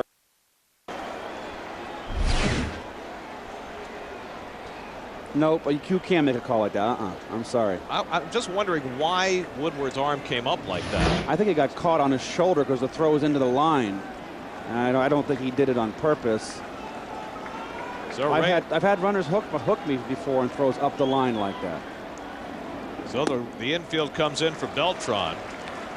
Reyes going on the pitch, and with Castro moving that far to his left, Reyes saw immediately he had a chance to go to third. Well, let's give Willie Randolph credit too. That's the first hit and run he's put on in a while. It was a 2-1 count. It's a hit and run count. And there's a base hit for Beltran to bring Reyes home. And it's 4-2 New York. RBI number 56 for Beltran. And Reyes scores his 62nd run of the year. That leads the National League. Well, Beltran right here. Oh boy, he got a cutter. Let's see the pitch right here. The point of release. Look at the changeup. Stayed right back. And once again, the Mets can beat you with long ball, that power middle, and they can also beat you at the top by doing a hit and run, a bunt, a steal. They can do it the old-fashioned way. So the Mets get another run for Pedro. And here's David Wright, who tied the game with a 2-run homer in the last inning. And that is our Coors Light Cold Blast. Well, he continues to wear out National League pitching, but particularly left-hand pitching. 16th of the year for Wright. And the breaking ball in the dirt again, as he was his last time, right up in the count 2-0, and that'll draw a visit to Milton from his pitching coach Tom Hume. Tom is the interim pitching coach. Former Mets pitching coach Vern Rule was diagnosed with cancer during the spring, and so Hume, who had been the bullpen coach, is filling in for Vern. And Lee Tunnell has been added to their coaching staff, working in the bullpen.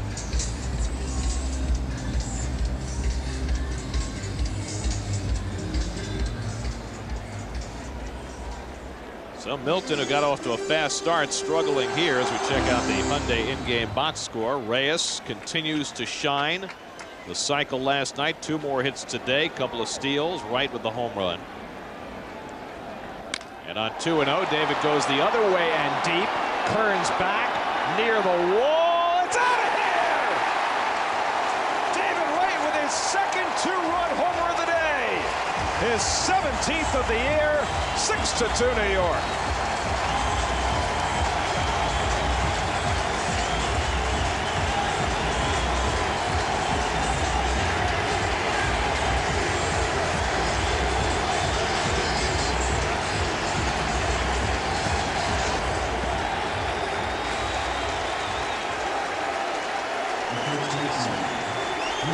And the chants get a little louder every day here at Shea. MVP.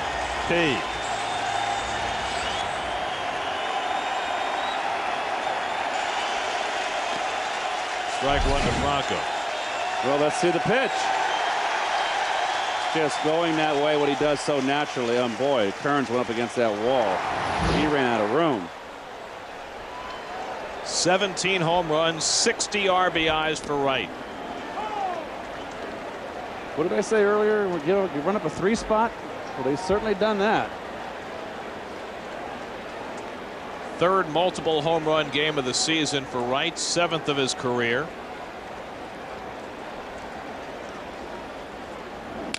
And Franco has a base hit. That's the 2nd straight at bat in which Franco has gotten a base hit on an 0-2 pitch. Well, here's the pitch. And it is a fastball. Wanted to get it away. Got it over the outer half and down. And he launched it. He is so strong. And the curtain call. Well, that's going to be all for Eric Milton, who has been battered in these last 2 innings. David Wright doing the majority of the damage. This call to the bullpen brought to you by Singular Wireless, raising the bar.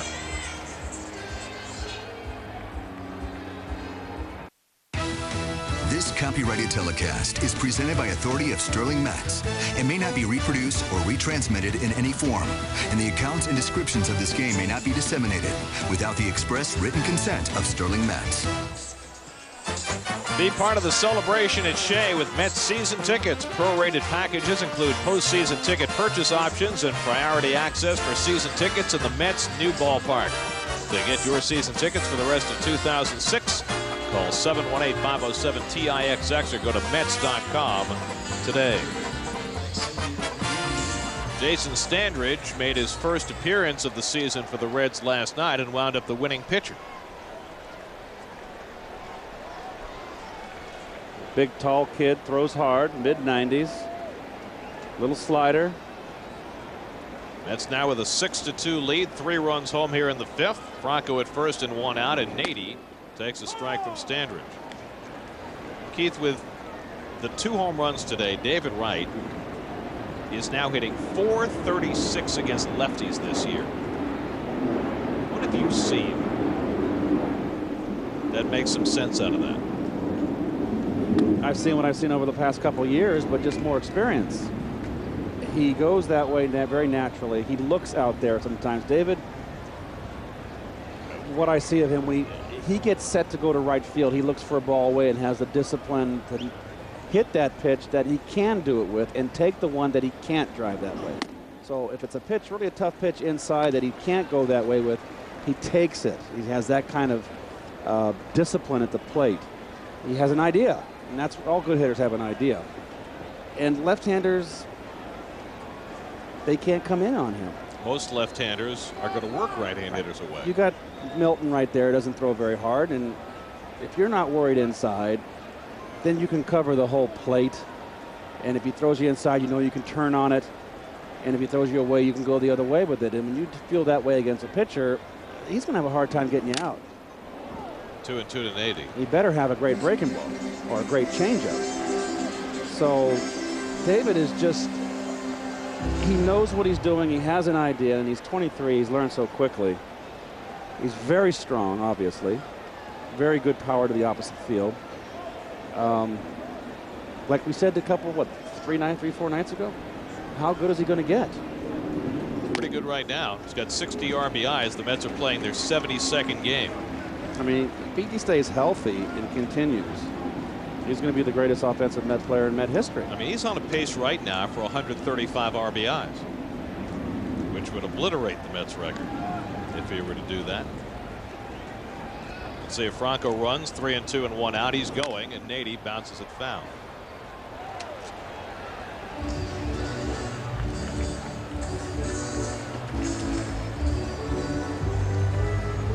And with two guys next to him in that batting order, Beltran and Delgado, I mean, you've got right now, you'd have to think hard to find a more formidable 3-4-5 combination in this game.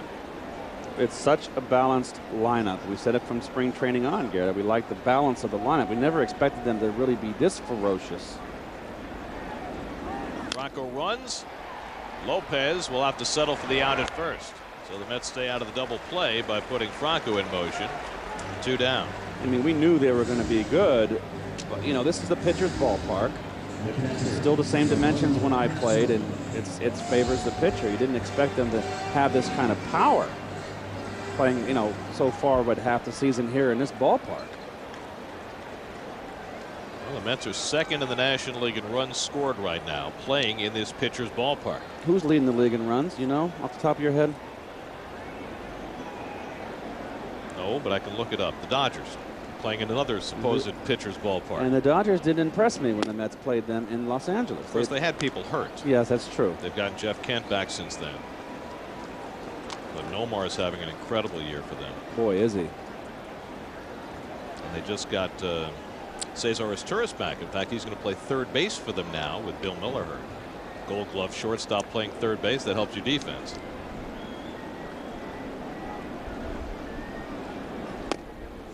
And what's going to be interesting this weekend is Castro falls behind 0-2 is that the Mets are going to be going to Toronto to play arguably the best offensive team in the American League. Blue Jays lead the American League with a .296 team batting average. .296. And they got the DH, so you can factor that in. Franco runs, and he's got his 4th stolen base.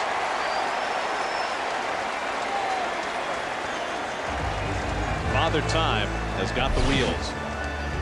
Well, they're not even paying any attention to him. Good throw by the catcher right there. He just got in. He'll be stealing bases when he's 50. Oh, I can just see the plane ride to Toronto with him chirping.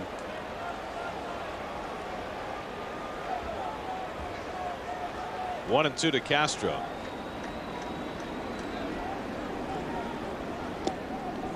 And Standridge misses. Well, once again, Jose Reyes starts off an inning. And this has been a 3-run Met inning thus far. Led off the inning with a base hit. 2 for 3 again today. The last 10 games, Reyes has had 9 multiple hit games. In this 10-game stretch, he's 23 for 42. It's a .548 average. How long can he keep it up? 3-2 to Castro. Well, that's what we're gonna watch, and you can see right there it is. He's raised his average 41 points. Yep, he was down. That's right, 246 was his low mark. I mean, it's hard to do this time of year. Raise your average over 40 points in 10 days. We get close to, we get 300 at bats, everything stabilizes. Doesn't go down or go up too much. And strike 3 called to Castro, and the inning is over. But the Mets able to tack on here in the 5th, knock Eric Milton out, and the knockout blow delivered by Mr. Wright, his 2nd of the day, his 17th of the year, and it's 6-2 New York as we go to the 6th at Shea.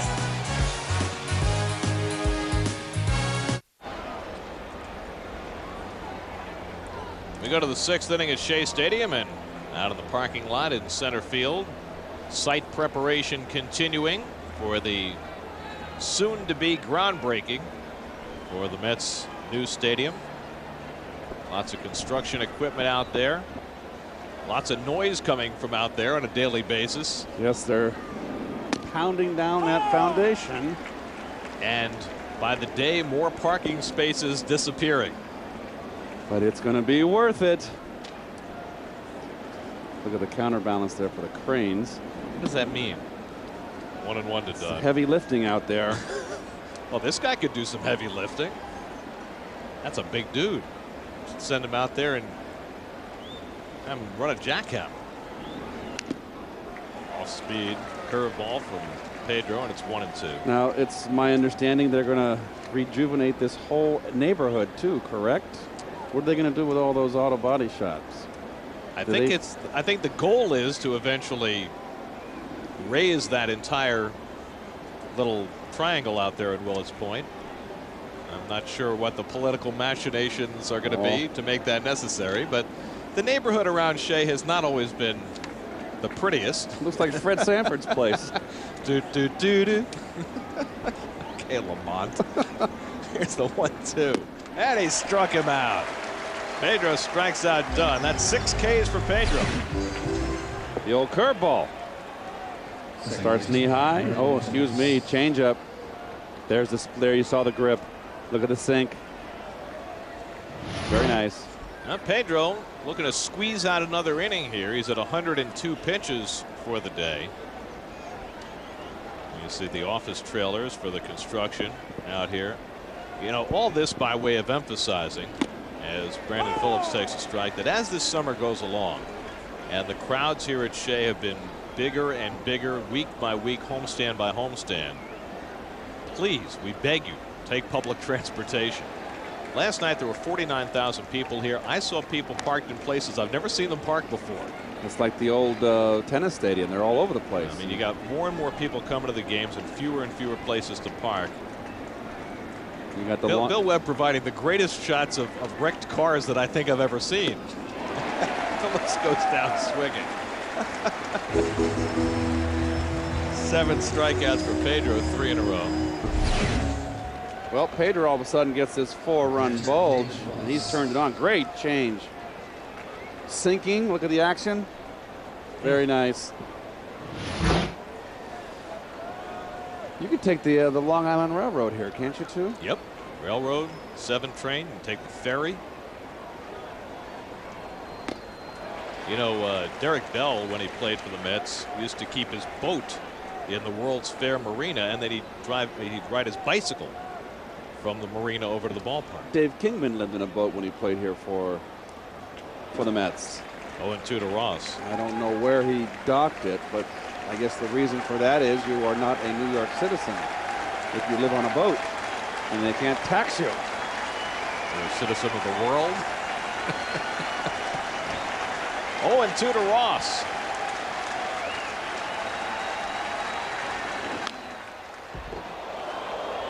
Scatters bodies in the third base dugout. Active career winning percentage leaders. Pedro not only leads that list, he's the all-time leader. Right at 700. Needs to win his next decision to stay above 700. 1-2 to Ross. Last time he was under 700 was back in 02. Now you see that World's Fair Marina, powered by Shea Stadium, out in Flushing Bay. The lovely smell that comes out of that basin every now and again. Struck him out. Pedro Martinez strikes out the side in the 6th inning. What a finish for Pedro. Ran out there on the cusp of 100 pitches and turned in his best inning of the day. In case you're thinking it's all ugly outside, Shay, it's not. There's some beautiful spots, too. See, there's greenery. Flushing Meadows Park. You got to be here. Well, Keith Hernandez and I yesterday voted Chris Connor the man most deserving of a day off, which he had yesterday. Welcome back, Chris. Thanks, guys. I really love the day off. And on my day off, I was able to surf the web a little bit and find an interesting website. It's called lastingsmillagefacts.com as Lastings comes up to bat. And it's about 200 facts, little-known facts that we may or may not have known about Lastings. Among them, Roger Clemens has it written in his new contract that he never has to face Lastings. Lastings puts his shoes on first and then his socks. This is my favorite. Lastings was captain of the back-to-back-to-back AAU National Championship team of Tom Amansky's. We all know about that one. And my favorite, too, is that SNY is going to change their call letters to LMNY. I'm not sure when that's going to happen or whether we've gone through the proper channels or not, but if Lastings keeps playing the way he is for years and years to come in a Mets uniform, man, we'll think about it. Nice job, Chris. So those are facts in quotation marks about Mr. Millage, because, you know, some people don't really understand sarcasm. I wonder what else Chris did on his off day. I know he didn't surf the web all day. He's a hard-working guy. Esteban Yan on the mound for the Reds. And Millage has his second hit of the day. So Lastings Millage greets Esteban Yan with a base hit. He is aboard with nobody out, and Eli Marrero will bat for Pedro Martinez. And quite a finish for Pedro. That's a lot different expression on his face than he had after the previous inning when he went to the dugout. Absolutely, and almost he knew it was his last inning, and he was determined to go out on a positive note. And boy, did he ever. Well, Pedro struck out 8, including the last 4 batters to face him. He allowed just 2 hits today, walked 5, which is unusual. And Heath Bell getting set to come in for him. Marrero takes a strike.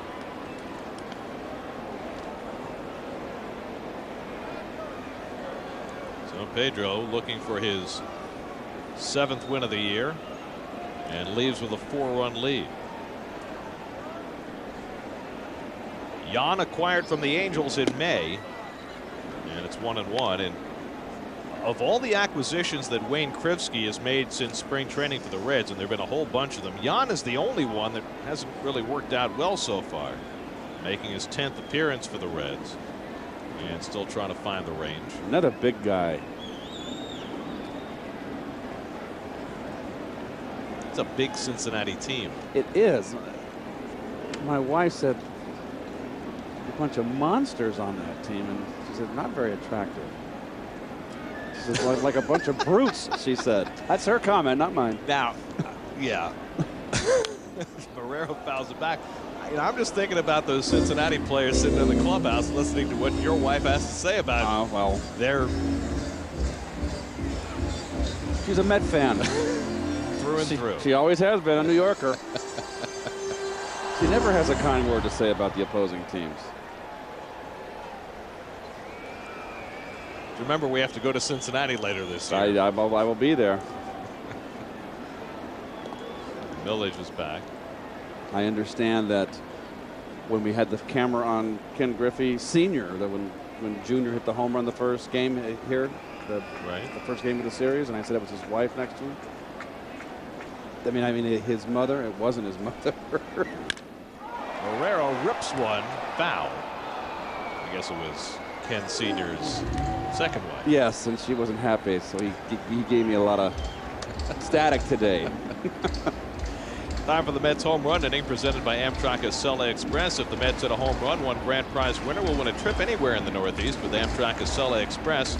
To enter or see if you're a contestant, visit sny.tv/Amtrak today. You know what's nice? It's nice to know people are listening. That's true. Now I'll tell you one thing. When I had off days, and Marrero strikes out, one away. I didn't spend my time listening to the broadcast on TV, and I've never understood why you see the fastball away gets Marrero. Why they allow volume, the TV volume on during a game. In the clubhouse. In the clubhouse and down the bullpen too. Everybody gets all upset. It's just you can watch the game without the sound. I don't know why they get so upset. Oh, I remember Vern Hochheit was Davies' bullpen coach. Here's Reyes taking ball 1. And Vern would come down and go, that doggone McCarver, he thinks he's the manager, John McGraw. And he'd go right into Davies' office and tell Davey everything he said. And I said, now he's playing too deep. What good does that do? It gets everybody upset. Yep. For crying out loud. But you remember that with Strawberry? He's playing too deep. Straw used to. They had that little piece of grass out in right field where the grass was all worn. They called the strawberry patch. 2-0 to Reyes. And a good off-speed pitch by Jan. 2-1. Now Reyes with 2 more hits today, 2 stolen bases, another run scored, leads the league in triples, leads the league in steals, leads the league in runs scored. Now the strawberry patch just ain't what it used to be. Now it's striped. That was back in the days of Sports Channel, wasn't it then? Sure. And Steve Zabriskie was the play-by-play, and Ralph and Timmy. Rusty and Timmy. Rusty was still playing back then. To center field, but right at Friel. And that's the second out. So Reyes hits it hard again. And now Woodward will try his hand. Woodward trying to get off to Schneid now in an 0 for 16 hole. Mets with a 4-run lead as they bat in the 6th. Trying to gain a split of this 4-game series before they head to Toronto, where Tom Glavine will be on the mound tomorrow night, trying for his 11th win. There goes Millage. Ross with the throw, and Millage is tagged out. Brandon Phillips with the tag, 2-4 on the caught stealing, and the inning is over. 6 in the books at Shea. Mets having fun on a nice warm day. With this Chevrolet Baseball Day in New York update, I'm Matt Yaloff. It's Padres, it's Rangers, and Mike Piazza at the plate with 2 men on, and Piazza singles past the diving shortstop. Here comes 1 run. The second run does not count as the man is thrown out of third. Brian Giles out. Padres up 2-0 in the 5th. Garrett. All of a sudden, the Padres have taken over the lead in that National League West. They're 2 games ahead. Piazza hit a home run last night. Padres playing very well and looking to sweep that series from Texas. Dodgers have lost 5 straight to fall 2 behind. Look at that, missing graduation to watch Pedro. In high school? I think he's high school. But he got the cap. So as long as he's got the cap, then it's not like he's really missing graduation. He's supposed to flip it from the left to the right or the right to the left. No, I just was only did it once. It was enough. I don't think we had caps at our high school graduation. In college, I didn't show up. I was working. Remember the yearbooks that they had to wear, the seniors, that in the yearbook they had the portraits with the caps on? That was a little corny. Heath Bell on the mound. Ball 1 to Castro. I think in the 70s when I went to high school, things were a little looser. What year did you graduate from high school? 75. So I graduated in 71. See, things had loosened up a little bit by 75. We were in white tuxedos in our yearbook. On senior prom or junior prom, senior ball? I wore a white suit to my high school graduation, but that was more of a fashion statement. You didn't have the frills, no. the ruffled shirt? I believe I had high-heeled shoes, too. I believe that. Back in those days. I wouldn't doubt it. Yeah. Juan Castro is 0 for 2, and he lines a base hit to right. So Heath Bell greeted with a leadoff single by Castro. Bell getting more and more important opportunities. He pitched yesterday, pitched well. He's been going in a positive direction, and he getting a little more responsibility from Willie Randolph here in the 7th. Well, it's one thing that Willie does. He tries to make everybody feel a part of the team, whether it's the 25th man on the roster, 12th man on the pitching staff, or the 13th man on the everyday players list. There's Quinton McCracken to pinch hit.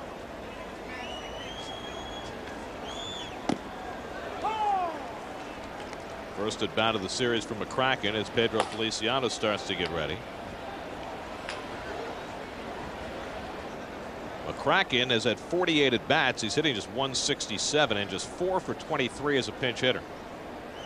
Mike Burns is up now in the Cincinnati pen. Toward the hole, base hit. Castro will stop at second, and the Reds have the first 2 men on here in the top of the 7th.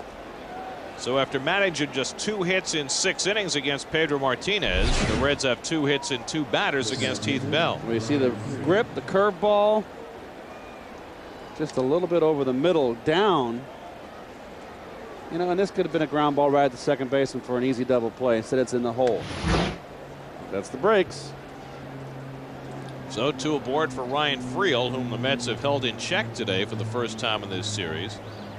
He had 3 hits Monday, 3 hits Tuesday, 3 hits Wednesday.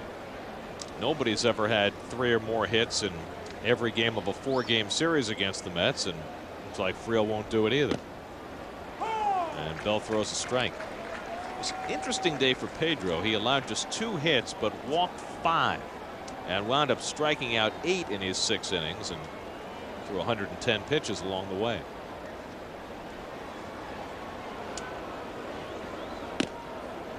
He never gives up lots of hits, does he? I know he's not happy with his outing. The 5 walks, I'm sure, rankle him.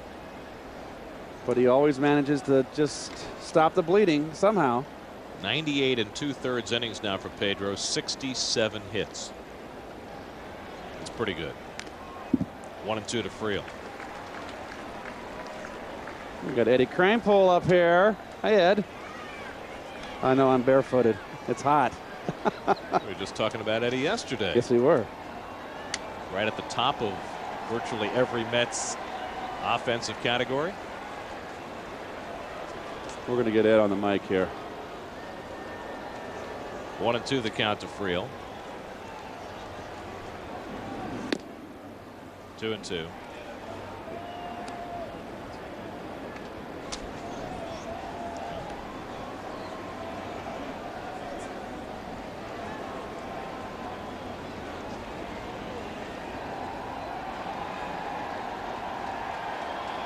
Two and 2 to Friel. And now a full count. And there's Mr. Kranepool. How are you, Eddie? Oh, just great on a warm afternoon. It's Say hi to your fans. They still love you. You know that. All right, thanks. Beautiful day at Shea. Look Yes. at this weather. It's just great.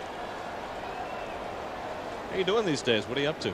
I'm doing fine. Just staying around Shea. I've been around all week this week. It's like old timers week for me. Back to Bell, to Reyes. Can they turn it? No. Friel with enough speed to beat it out as McCracken took out Reyes at second.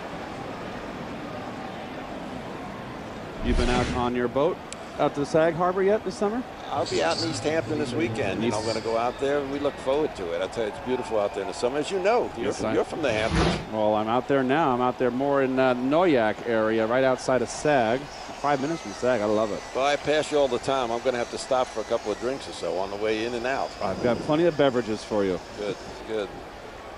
Ed, nobody's ever been more associated with the Mets than you have. It's got to be fun for you to watch this team right now. Well, it's interesting to watch them play and see them develop. Reyes to Woodward to first, double play. The inning over. We'll keep Eddie around. You're a good luck charm. Got Heath Bell right out of that inning. 7th inning stretch time at Shea. Mets turn 2, and it's 6-2 New York.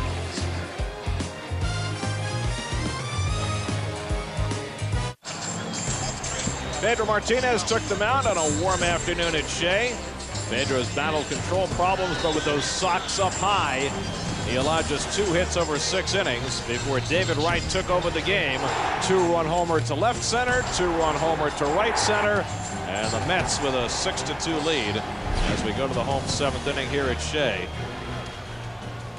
And be sure to vote on Mets.com or LosMets.com to help the Mets get to the 2006 All-Star Game in Pittsburgh. Races are tight, so vote now and vote often. Log on to Mets.com or LosMets.com to vote for your Mets All-Stars. Voting ends next Thursday, June 29th. Mike Burns on to pitch, and Chris Woodward has an elusive hit.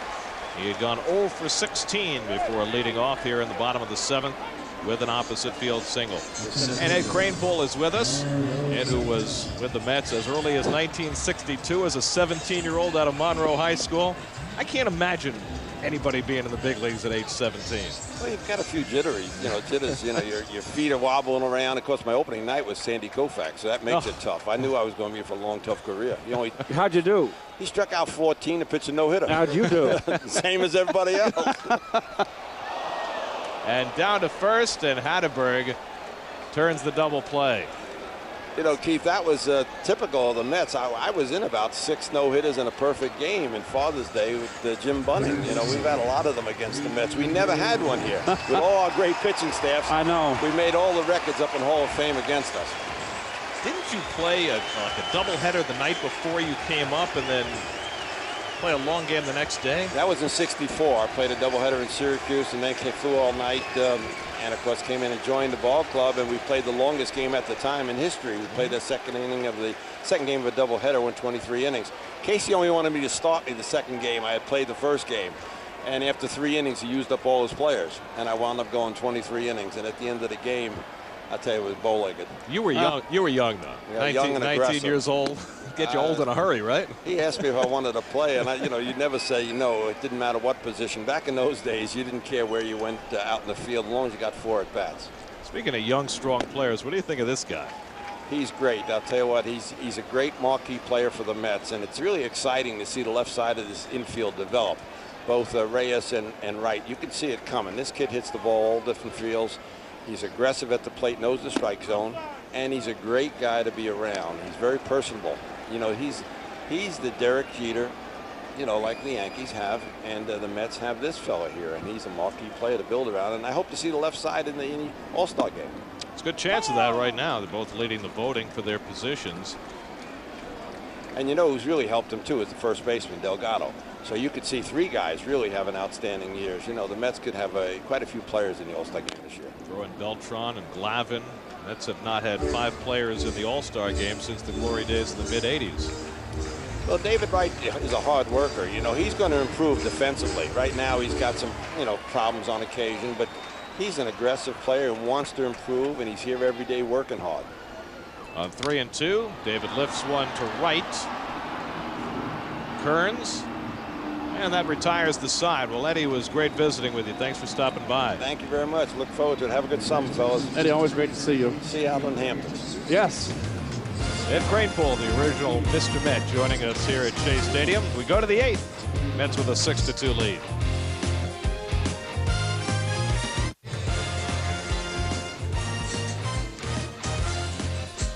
Central Park on a warm June afternoon, second day of summer. Might be a little traffic around the reservoir today. Other games going on this afternoon. Scott Kazmir gets his 9th win for the Devil Rays as Arizona continues to struggle. San Diego atop that National League West, looking for the sweep of Texas. Kansas City leading Pittsburgh. They've had a rain delay there. What could get worse for those 2 teams? Scott Hatteberg leads off against Pedro Feliciano in the 8th inning. Pedro's had a couple of days of rest after working in the opening game of the series. He's had a terrific year. 1-1 to Hatteberg. And really, you go up and down that Mets bullpen, Keith, and you can focus if you want on the 4 blown saves for Wagner, but everybody in that bullpen has done their job. They certainly have, and it's a nice compliment. If you look at Darren Oliver, there are 3 lefties in the pen, 4 righties. Hatteberg pops it up, and Wright's got it, 1 away. And they've all, in their roles, have been terrific. Now, let's talk about Wagner a little bit. Last night was a game that Willie Randolph called a total giveaway. Now, the Mets have a 9.5 game lead. So while the game was one they certainly wanted to win, you've got the cushion to be able to absorb that. But in terms of the psyche of a team, how much does that depend on the year that their closers have? Well, it's always wonderful to have a closer. played behind one of the greatest closers in the history of the game in Bruce Sutter in St. Louis. And you have that confidence that when that closer comes in, he's going to close the door. That's why they call him a closer. So on the positive side, where you have absolute confidence in your closer, it is a huge lift. On the negative side, you're more alert in the defense. I mean, Wagner is not certainly not in that category. I'd have no qualms with Wagner in there coming in to save a ball game. Feliciano strikes out Kearns 2 away. And I know I'm getting a little wordy here. I think the players would be more concerned about the psyche of said closer. Pitchers are kind of fragile, and they take it hard when you're a closer and you give it up. You've got to have that attitude. When Bruce Sutter gave it up, and he gave it up and lost the game, he just shook it off. And you never worried about Bruce. He would always, in our baseball jargon, would turn the page. Adam Dunn lofts a base hit to right. We saw Tug McGraw and Jesse Orozco in some action photos there. What about Jesse? You played with him. Jesse was erratic. I mean, Roger, I thought, was more reliable than Jesse.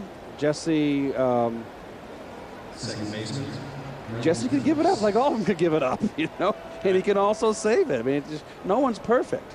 I always felt more comfortable, and I love Jesse, but I always felt more comfortable with Roger in there. But there were certain hitters that Roger didn't match up well against, and Roger did not match up well against the Cardinals. Here's Brandon Phillips with 2 out and a runner at first. I think the bottom line ends up being that fans expect closers to be perfect. Yes. And there are very few perfect closers. Right. And, you know, look what Wagner had a great year last year, he said, and he was booed in the games he lost. He had 3 blown saves last year. Right. And he gave up the home run, that important game in September to Biggio down the stretch run that really hurt Philly and got booed. And he had a near perfect year.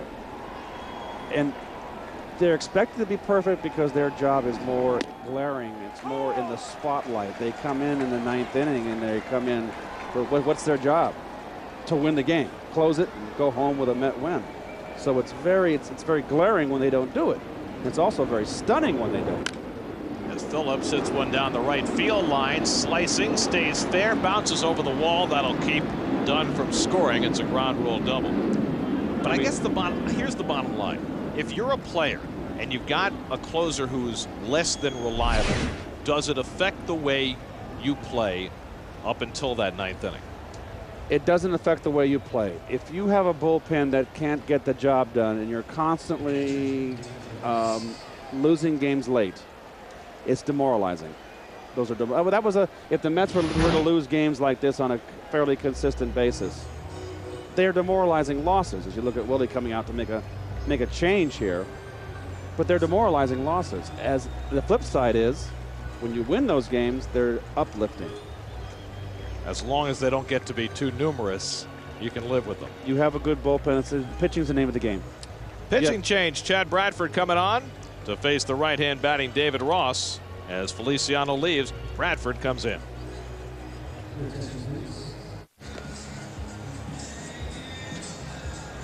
Now the most advanced traffic information is just a click away with WB11.com's CommuterCast. Get real-time traffic updates on your computer every weekday afternoon at 4. Log on to WB11.com for CommuterCast. Chad Bradford takes over the pitching.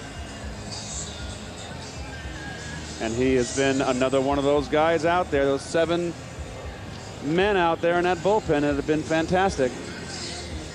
He had allowed just 1 inherited runner to score until Monday night's game when he gave up a double to Brandon Phillips that brought home 2. But he's been exceptional at not allowing his compatriots runs to come home. So a junior around the bat rack there. Well, you bring in a submariner now, that opens up a chance to get back in the pinch hit at Griffey.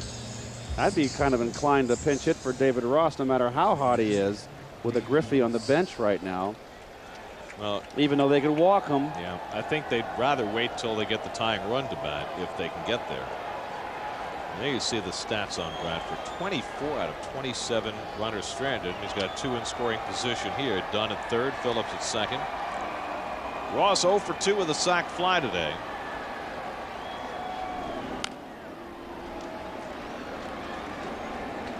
So this is an important out.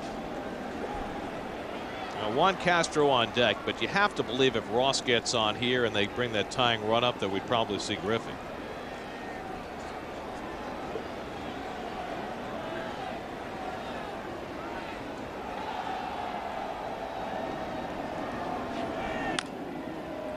Bradford ahead on Ross 0-2. Former Met David Weathers getting ready in the Cincinnati bullpen. And Juaner Sanchez up for New York. There's Guy Conte behind the sunglasses on, the bullpen coach for the Mets. He's back out there today. Rick Peterson returned to the ball club.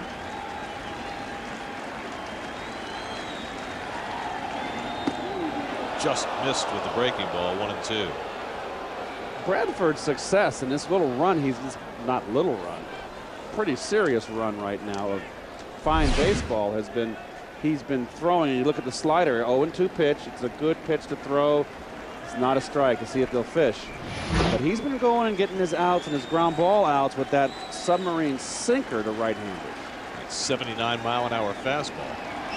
There it is, a little foul. Oh, I got it to 80 that time. It's got good movement. He's throwing down Laredo. He's almost scraping the ground when he throws with his knuckles. It's hard to pick up. You got to change your batting style a little bit off submariners, and I always felt I had to stand more upright against a submariner. And there's, you don't, how often do you look for a pitch there? You know, it never happens. In there for a call, strike 3. Got Ross looking at the breaking ball. And so Bradford strands 2 more. Don't break a fingernail on the mound. We go to the bottom of the 8th, 6-2 New York.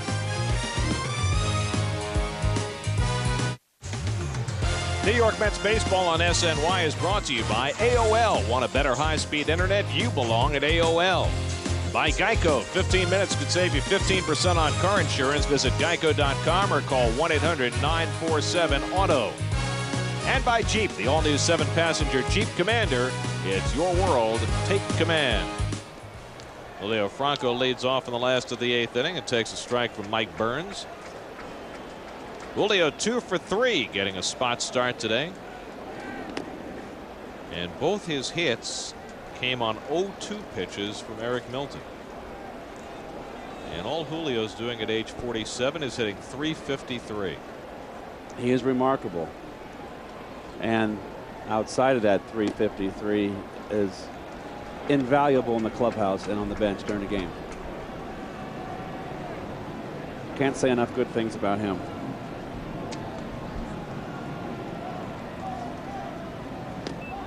You know, we're here every day, and we see this team on a daily basis in the clubhouse, on the field.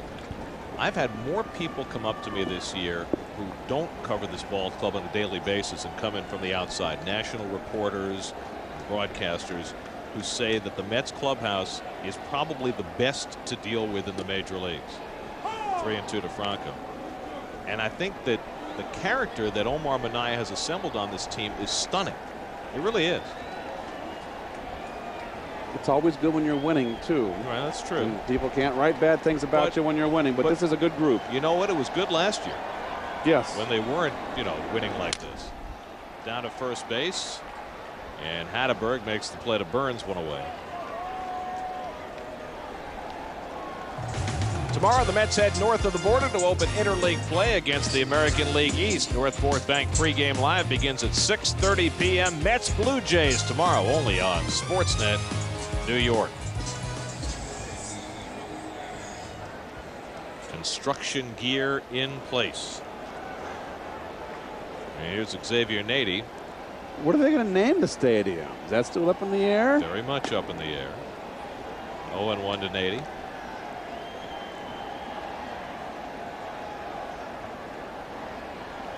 Keith Hernandez Stadium. I don't think it's going to be Bill Shea Stadium.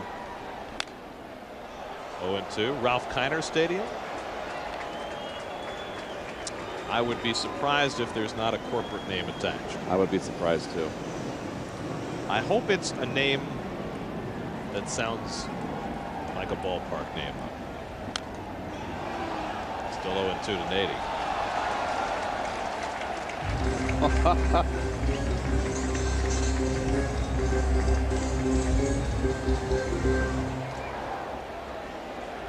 Nady 1 for 3, drove home a run with a base hit in the 4th.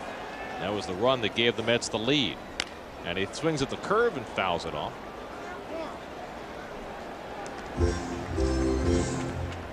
Tomorrow night, Mets and Blue Jays. First of 3 in Toronto with Tom Glavine on the mound. Our coverage begins tomorrow night at 6:30 p.m. only on Sportsnet New York.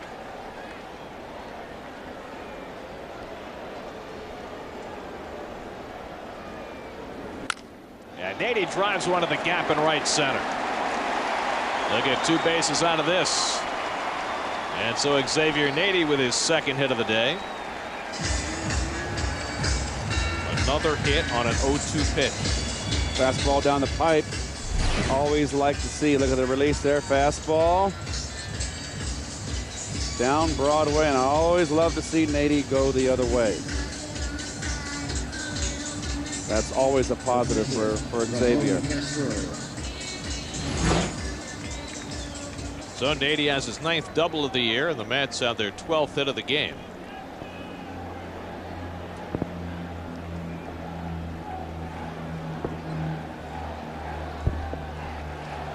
Here's Castro, who's 0 for 3. Coming into the day, the Mets had the best average in the majors on an 0-2 count. That's pretty good hitting. 0-2, you're in a hole. 223. It doesn't sound like much, but it's. Yes, Castro lofts it foul. The major league average after an 0-2 count is 184, so 223 is a substantial. That's an 0-2 count, not 2 strikes.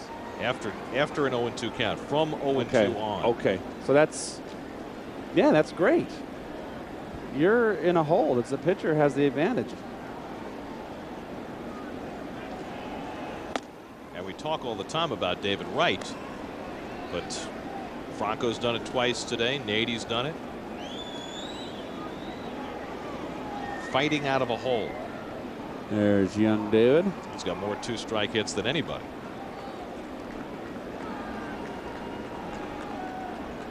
You know what I like about this club? Castro goes down swinging, 2 away. A lot of guys that they come to play every day. You don't have to. Willie does not have to worry. Now Delgado got a day off today, and a good day off for Delgado. Everybody comes. It's pretty much the same lineup. You got your group of guys out there. You don't have a guy coming with a bad back or my hamstring's tight. Reyes has played almost every game. Wright's played almost every game. That is a positive. And I think the manager gets some credit for that too. He has really focused this team on not taking days off, not taking at-bats off. You got a guy who's come from a winning tradition as a player, as a coach, and he's not really satisfied with winning today, winning tomorrow. He wants to win the next day too. 0-2 to Millwood. Well, I always prided myself on playing 155, 157 games a year. And I wasn't one of those guys that wanted to play 162. And you needed a day off here and there, but you can always rely on 155 plus. And a lot of those guys on this team. Well, you know, you look at what Atlanta accomplished over the last decade and a half, and it's certainly looking for all the world as though that's coming to an end this year. But you look at their lineup and how their guys played every day. The Chipper Joneses, the Andrew Joneses, never taking a day off. 1-2 to Millage. And you always marveled at Bobby Cox's ability to get the most out of his players, and I think that you're starting to see the same thing here.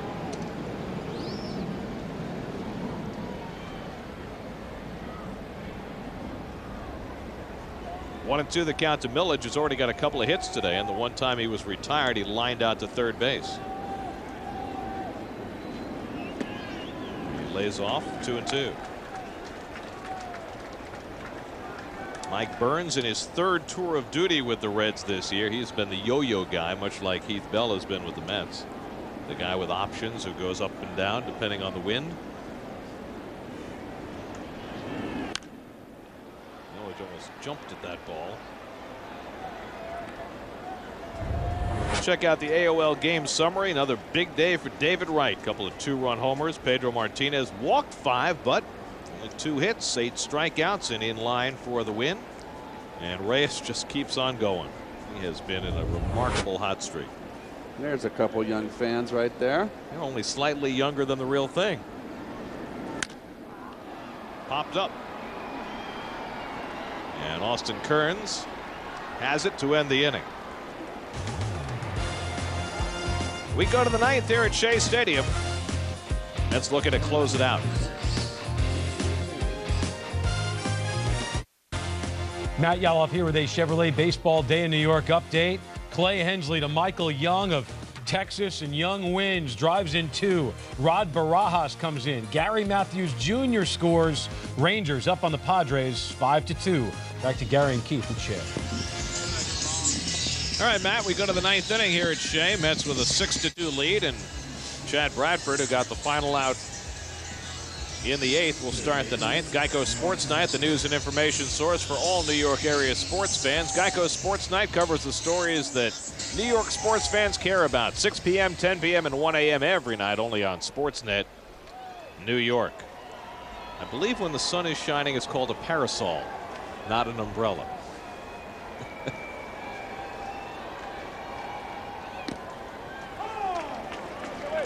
And Juan Castro takes a strike. Castro 1 for 3. So Bradford starts the inning, but Billy Wagner on call. What do you make of that? It's a 4-run lead. If Bradford gets in trouble, Wagner comes in to save the ball game. Why wouldn't you just let Wagner start the inning then if he's going to be up in the bullpen? Doesn't want to pitch if he doesn't have to. Beltran in center field, and that's the first out. So Castro retired, and now Javier Valentin will come up to bat for the pitcher. I just kind of thought that with Billy having struggled last night, that you just get him in there, get him a positive experience. And I think if it's get him in there and a positive experience in a save situation, not in, oh, I'm putting you in a four-run game. There's Wagner. If there's any trouble brewing, it'll be a save situation, obviously. If a runner gets on base, correct?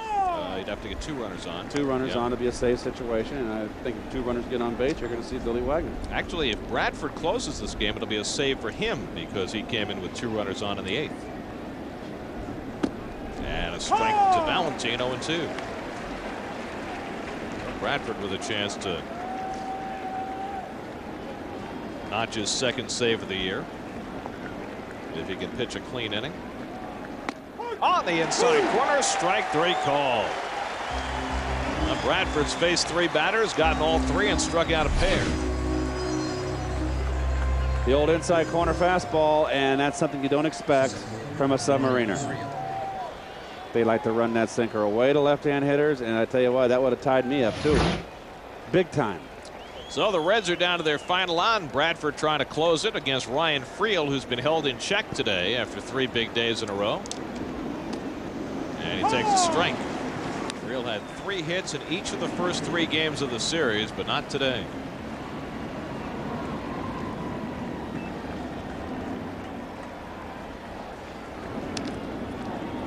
And now the Reds are down to their final strike. Paid crowd of 46,767 here at Shea.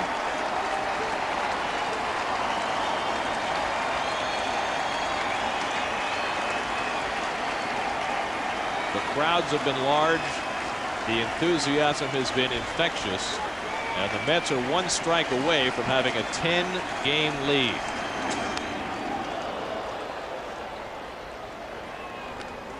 Pedro looking to go 7-3 on the year. The Phillies are off today. They'll be in Boston tomorrow when the Mets open their series in Toronto.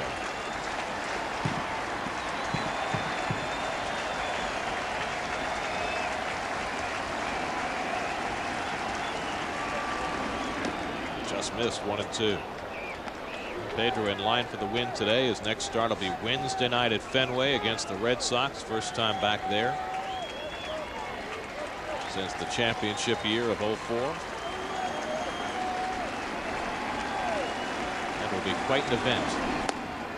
2-2 now to Friel.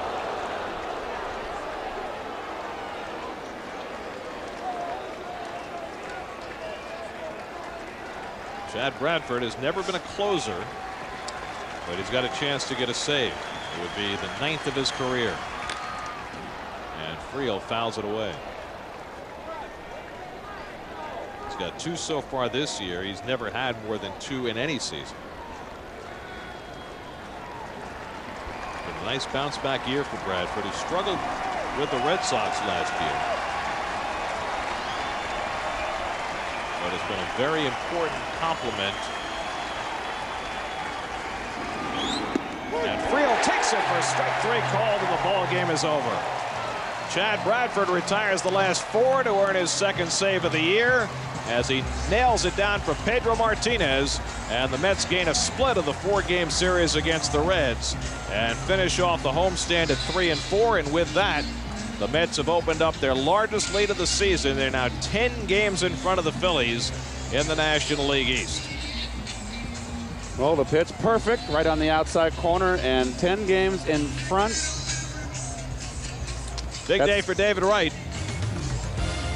Couple of 2-run homers, leading the charge.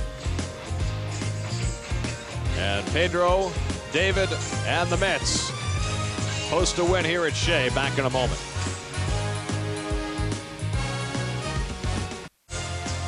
Well, here at Shea this afternoon, the Mets get a split of the series with the Reds. Final score, Mets 6, Cincinnati 2.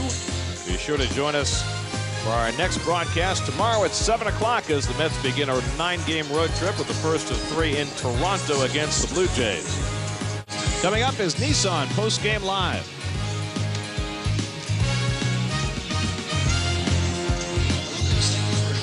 Well, it was St. Pedro Day here at Shea. It was an interesting day for Pedro. He only allowed 2 hits. He walked 5, but he finished very, very strong with 8 strikeouts. And Jose Reyes with another big day. He's now got a 10-game hitting streak. A couple more hits today. He's been shockingly hot. And David Wright had the big bat in this game. Not just 1, but 2 2-run homers to give him 17 for the year. Now for Keith Hernandez and Chris Cotter, I'm Gary Cohen at Shea Stadium. Let's go to Matt Yaloff in our studios. Thank you very much, Gary. Coming up on Nissan Postgame Live, Ron Darling and I will break down today's win. You'll hear from Willie Randolph as well, and we'll preview the Mets series in Toronto. Then at 5 o'clock, Daily News Live with Gary Apple comes your way. Big Knicks news this afternoon. We'll bring it to you after a break. Ron joins me for Nissan Postgame Live.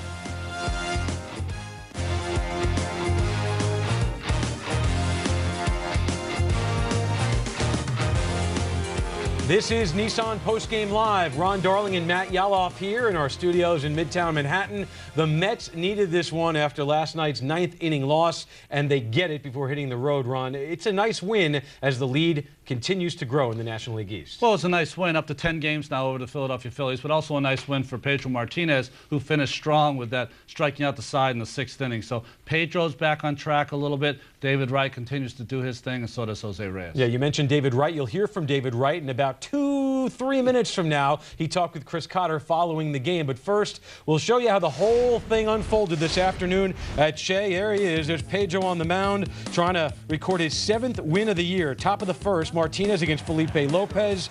He strikes him out. All right, so things are good so far. Then it's Scott Hatteberg.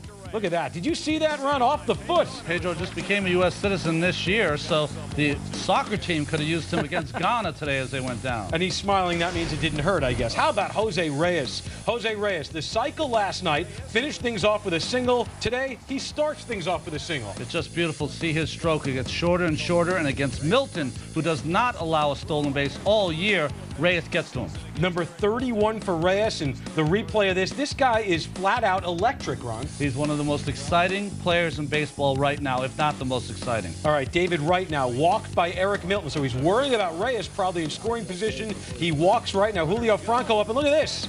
2 more stolen bases. Sometimes when a pitcher is great against holding guys from stolen bases from first, he's not so good when they're on second. He let Reyes get a running start. Okay, that same at bat now. Milton dealing to Franco, and the Mets trying to capitalize here. The fly ball to right field.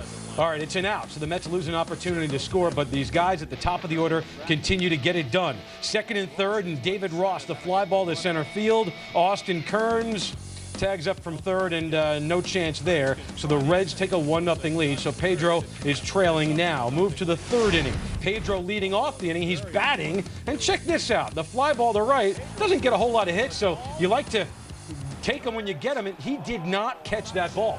Well, if you see it real early, the second base umpire did not run out to go see this closely, and by the replay, it's easy to see that it was not an out, that it was a single, and Pedro says, I don't get that many. Come on now. Exactly, and Austin Kearns should go into sales because he sold that one well. Here's Pedro on the mound, having some issues here, getting those strikes called here. The last 3 games, he's really been trying to fight working the pitches. His cutter, his changeup, and his curveball have all been just awry, not the precise Pedro that we usually see. All right, next batter, Austin Kearns, and first pitch to Kearns. He fouls it off, but then again, Pedro a little out of the zone here.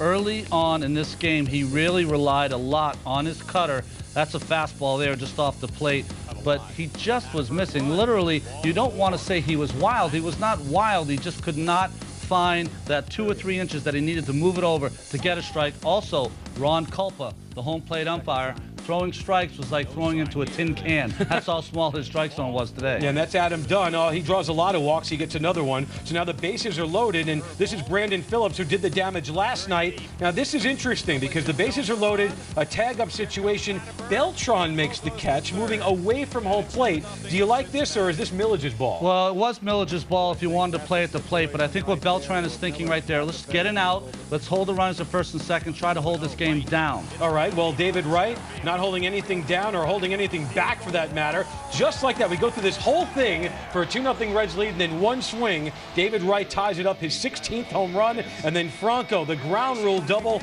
to right center field, and the Mets, they can bash. What's the term? It's rake, right? It's rake, and he's been raking for a long time. Yes, he has, like, what, 2.5 decades? Xavier Nady's only been around for about 2.5 decades. Julio Franco comes in, and then Nady to second base, getting a little greedy.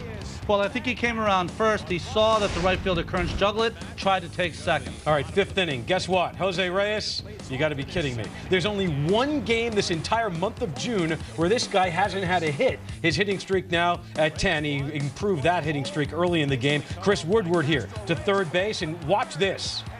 Jose never stops. Well, this is what speed can do to you. He was running on the ground ball from Woodward, took a peek at Castro as he made the throw to first. He said, I'll just beat Castro to third, which he did. It looks like we moved it into the fast forward mode, but that was actually real speed. Carlos Beltran converts. Here's Jose Reyes. He scores again. And then David Wright. This is why he is leading the All-Star balloting and will most likely start the All-Star game. Another home run. He has 60 RBIs, Ron.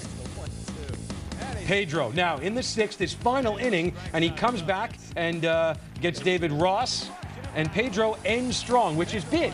I think it is really big. He really was precise with his pitches in that inning, and I think that's a good way to stop. All right, what you didn't see there was 3 other relievers finishing off this game. Pedro goes 6, 2 earned runs, and the Mets, as a team, improved their record to 45-27. So the lead now 10 games. The last time the Mets had a double-digit division lead was the end of the 1988 season.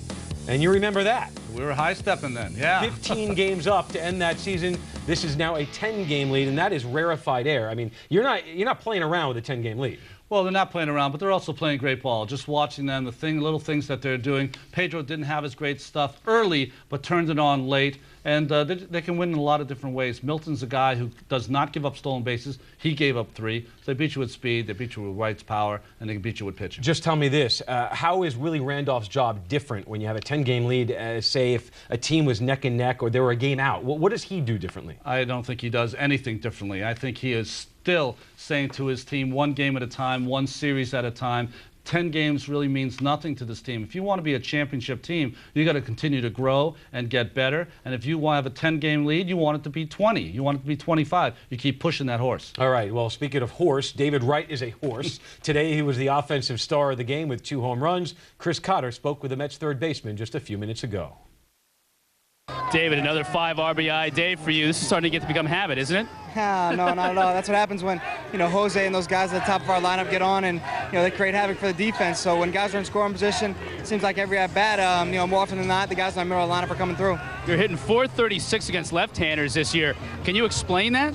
No, I just got up there and, I felt comfortable and, can't really explain it, but you got to try to go up there and be consistent. You can't, go up there and have that high against lefty and struggle against righties. You try to become as consistent as you can. You had such a great road trip. You came home here and you struggled a little bit, but at least you got to even up this series at 2 games apiece. How big was that before going back on the road? Right. I mean, we came home, maybe had a little letdown after that road trip, but, hopefully this carries some momentum into this next road trip. We got 3 tough teams coming up, so we have to focus, concentrate, but it's good to get this last one. Toronto's a little bit underrated as a team. They're behind the Yankees and the Red Sox, so sometimes people forget about them, but they can hit. They're in a great division. They have one of the best offenses in the National League, so we have to come in there, get good pitching performances, and play good defense. I mean, it's a tough stretch ahead of us, so it's going to be a good test for us. All right, thanks, David. Thank you.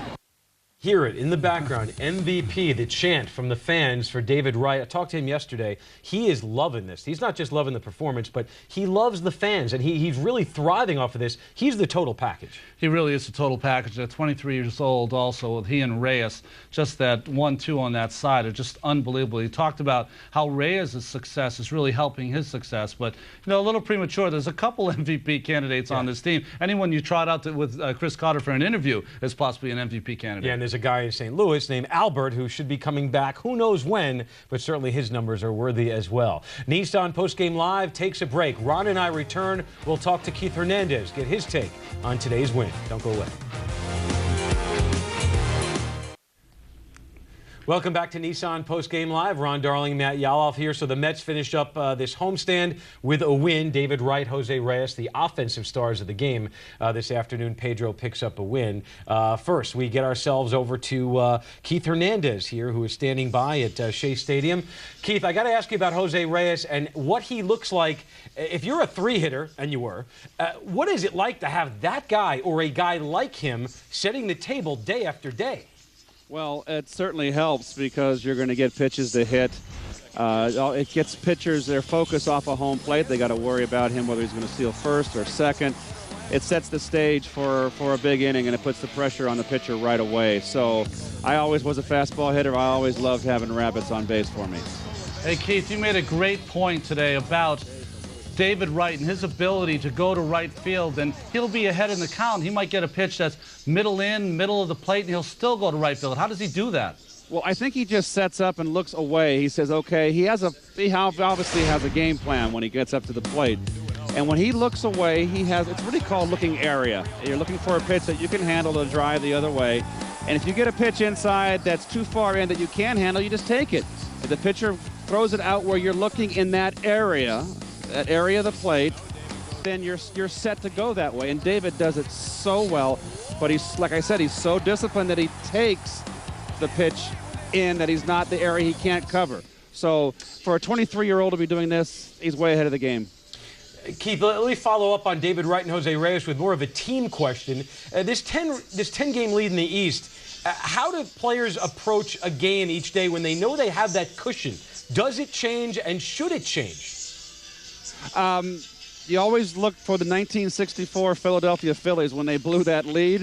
If you recall back then, the Cardinals crept in at the very end. The Phillies had the big lead in one of the great chokes in baseball history. You don't want to be in that same breath to be under the 64 Phillies. So you keep plugging. You come every day. Okay, you got a 10-game lead.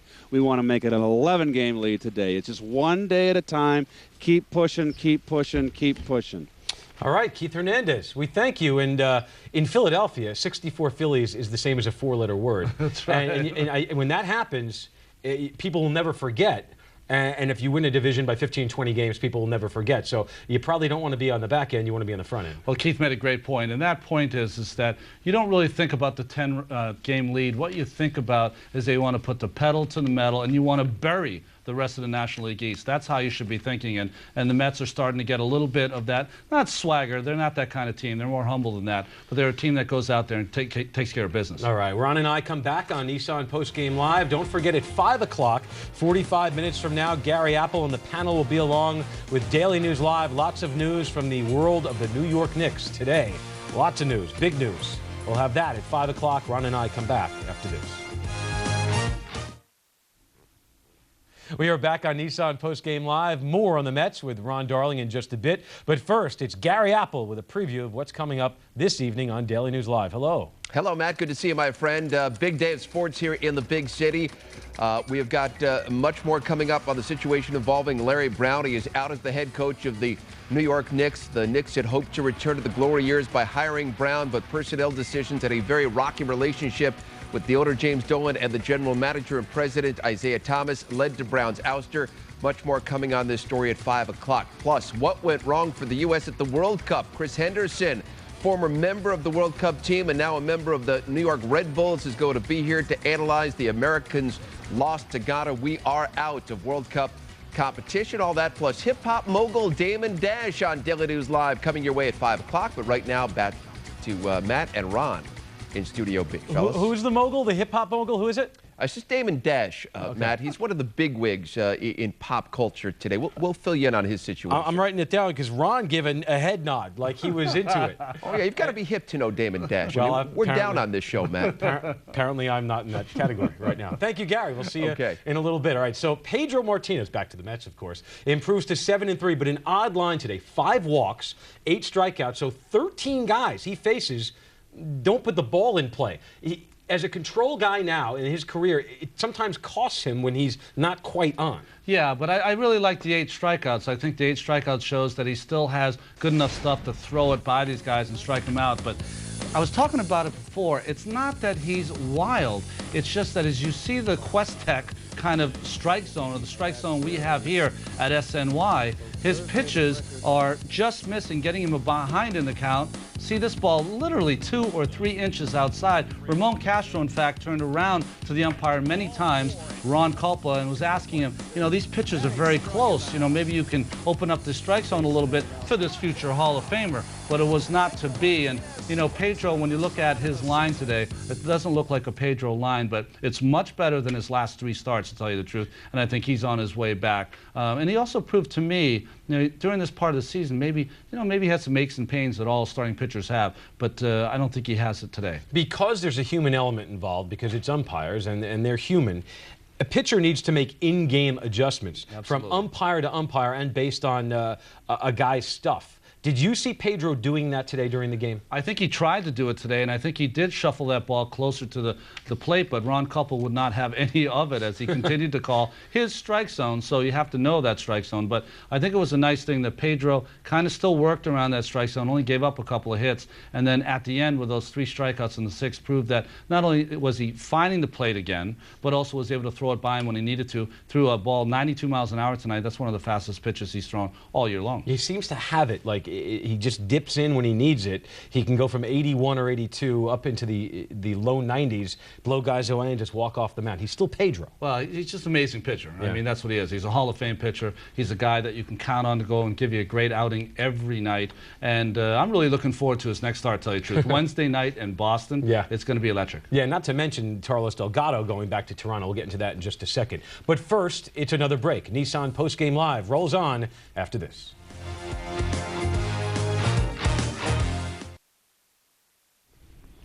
We are back with the Nissan play of the game, and fans can't get enough of this guy, so we give it to you. David Wright, 2nd home run of the game. He had 2 two-run homers. This is the 2nd one over the 371 mark. Put the Mets up 6-2, and David Wright, again, with the Nissan play of the game. David Wright now on pace, 60 RBIs on pace to drive in over 130 runs this season. It's just mind-boggling. They have a few guys that are going to punch in a few. Beltran and Delgado also. All right, Chad Bradford appeared in this game tonight. Records his 2nd save of the season by going an inning and a 3rd to finish off this game. And Chad Bradford spoke with the folks with the microphones, the media, just a few minutes ago. Judging by all the ice packs, I guess you pitched today, huh? Yes, and more than just a couple hitters today. So I actually inning plus today, which is a little different for me. That is a little different for you. Does that change your approach at all when you go out there, knowing that you might have to stay in there a little bit longer? How did Willie communicate that with you? No. I mean, I get up, get ready to go in the game, try to get out of that inning, and that's all I'm thinking about right there. And then once that inning's over, think about what's going to happen next. So I'm just going in to get that last out.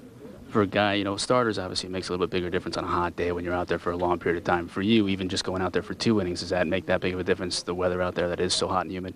Inning plus, not really. I mean, if you're talking 2, 3, 4 innings, yeah.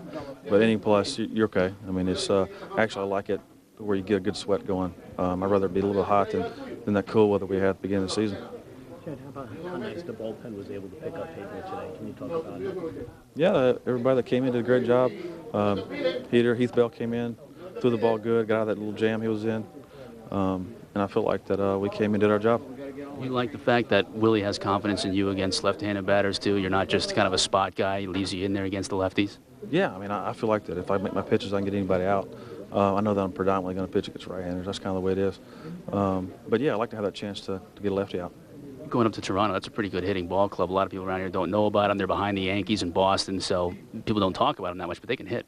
Yeah, they're good. I mean, I played against them in the American League, and they can hit it around pretty good. Now they got Gloss over there and Wells and Hensky and those guys, and they're going to hit the ball. We're going to have to make good pitches and try to keep it rolling. What we're doing now. What do you think about that ballpark?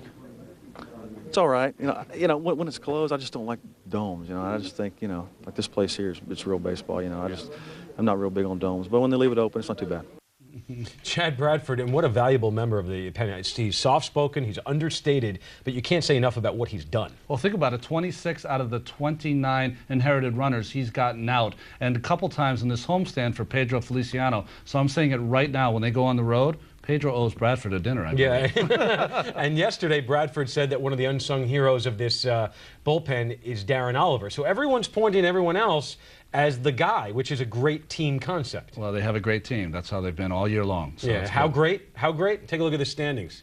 Right now, I mean, just enjoy it while it lasts, because who knows, right? The Phillies are 10 full games back. The Marlins have been playing very well. But right now, we're really talking about 2 divisions, the Mets and the other 4. I mean, this is really a huge separation. Well, the Mets have the best record in the National League, and the only other 2 teams that are better than them are in the AL Central, and that's Detroit and Chicago. So, the Mets have been the best team in the National League, and they're trying every single day to prove that they are head and shoulders above the rest of the league. And the man in charge of that team is Willie Randolph, and when Ron and I come back, you will hear from the Mets manager.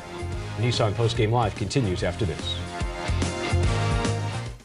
All right, so it's on to Toronto for the New York Mets. Carlos Delgado goes back to the place where he became a major league star. What do you expect? Well, I think they're going to give him a great reception, because he's one of those guys that not only was he a star on the field, all those home runs, but did a lot of charitable work, just like he's doing for New York right now. Yeah, and we know how the ball flies out of that stadium. What is it called now? The Rogers Center, right? They have a new name every year, yeah, but you can't it doesn't keep up. matter. You change the name, it still flies out of there. Exactly, that's exactly right. All right, the box score from today's game. We'll show you some more crooked numbers. It seems to be a daily occurrence. Look at the middle run. Wright, Franco, and Nady.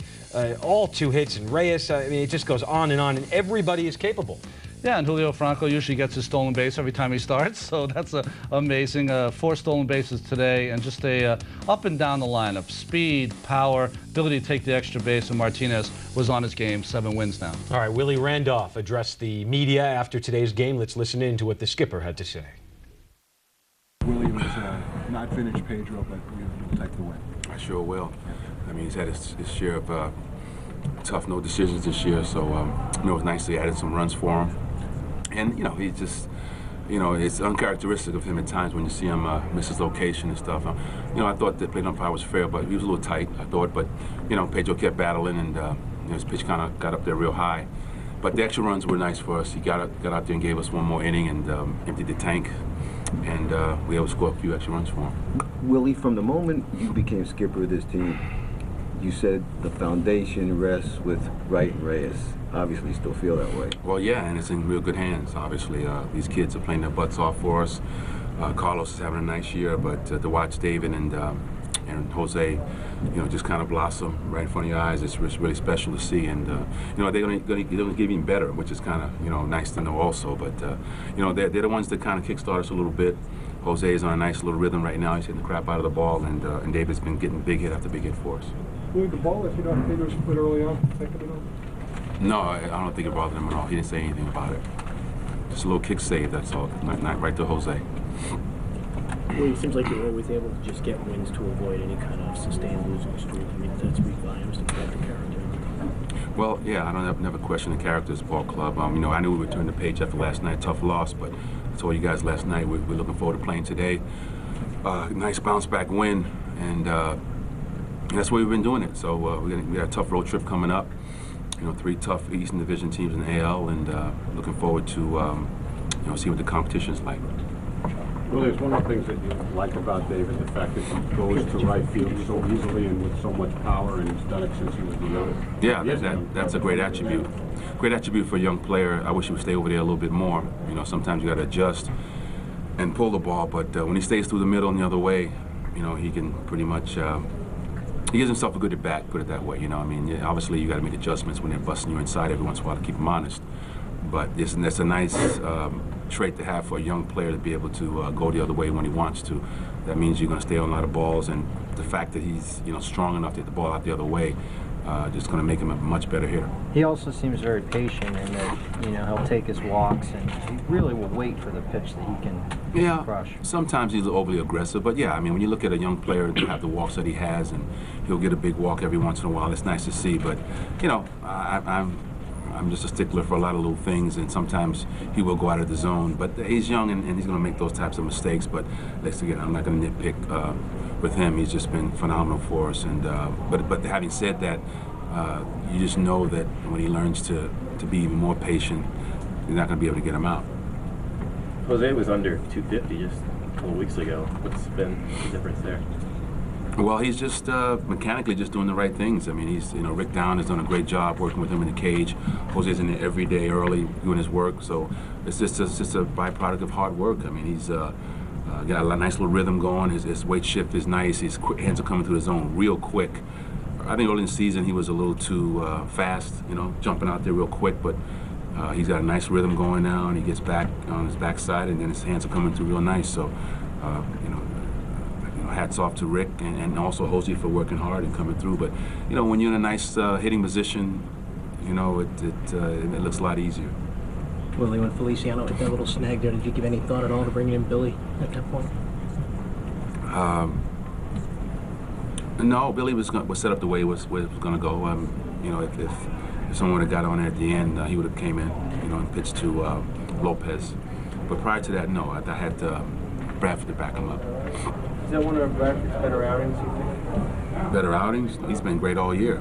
I mean, to me, every time he comes in the game, he does that. So, no, I think he's had better outings. I mean, he's come in sometimes just overpowered people. You know, I think the outing he had in L.A. was as dominant as you're going to get. He came in and just mowed through 3 or 4 guys. So he's been superb for us all year. So that was just, to me, very, very typical Bradford outing. He's been awesome. You're 10 games up now after only 72 games played. What do you think about that lead, the size of it? It just feels nice to be there, man. You know, that's all. It would be nice if it was 14 or 15, as far as I'm concerned. So we would just keep playing, keep rolling out there every day, and adding on, and different guys make contributions. Looking forward to Cliff coming back soon, hopefully, and picking us up a little bit. It's always been a team effort for us all year long. So. We like the fact that we can put guys in. And Franco had a nice day today also. Nady had a big hit for us. Got Woody a knock. So everyone's making a contribution. That's what we need. Willie, these 9 games coming up on the road, you're going to see some teams that are really tough. Can you talk about the challenge that, or even going on Astro trip for the first time this season coming up? Well, that's what they are, a challenge, and that's what we like. That's what we look forward to. You know, we play every day, but anytime you go into ballpark that's a tough ballpark to play in. I look forward to going to Toronto. We haven't been there in a while, obviously, and they're a good ball club. So to me, it's the competition. If the competition is good, that means we're at our best. I think this team rises to that occasion most of the time, and we're looking forward to a tough trip, but interesting trip. We like the competition. Thanks, Willie. Thanks, Willie. All right. You really think that David can get better than what we're seeing now? He's pretty tough out right now. Yeah, I just mean better in that, you know, listen, I mean, I'm always looking for little things that guys can improve on. And, you know, when he stays, you know, through the middle the other way consistently, that's the kind of stuff he can do. He's strong, you know, he has a great approach to hitting the ball through the middle. Like I said, every once in a while, you know, you're going to pull the ball because, you know, they're busting you inside, and sometimes you get a little too happy with yourself. But, you know, that's sometimes youth. But I'm saying that only because once he, you know, he's only a second-year player, so he's got a lot to learn. So if you have a lot to learn, and you're as astute as he is, then that's why I say he can get better. That's all. I mean, he's going to have his ups and downs like everyone else, but, you know, I still see room for improvement, and like I see in most all my players, you know, that's just me. But he's going to be a monster. A monster. He already is, almost. Yep, he is. All right. It's Willie Randolph. Just a few moments ago, the team now heads off for Toronto, where Tom Glavine will face Casey Janssen tomorrow night. You can see that game here on SNY. Don't forget, Daily News Live at 5, and then more reaction from the Mets, including Pedro Martinez on Geico Sports Night at 6. For Ron Darling, I'm Matt Yaloff. Thanks a lot for watching, everybody. Have a great day.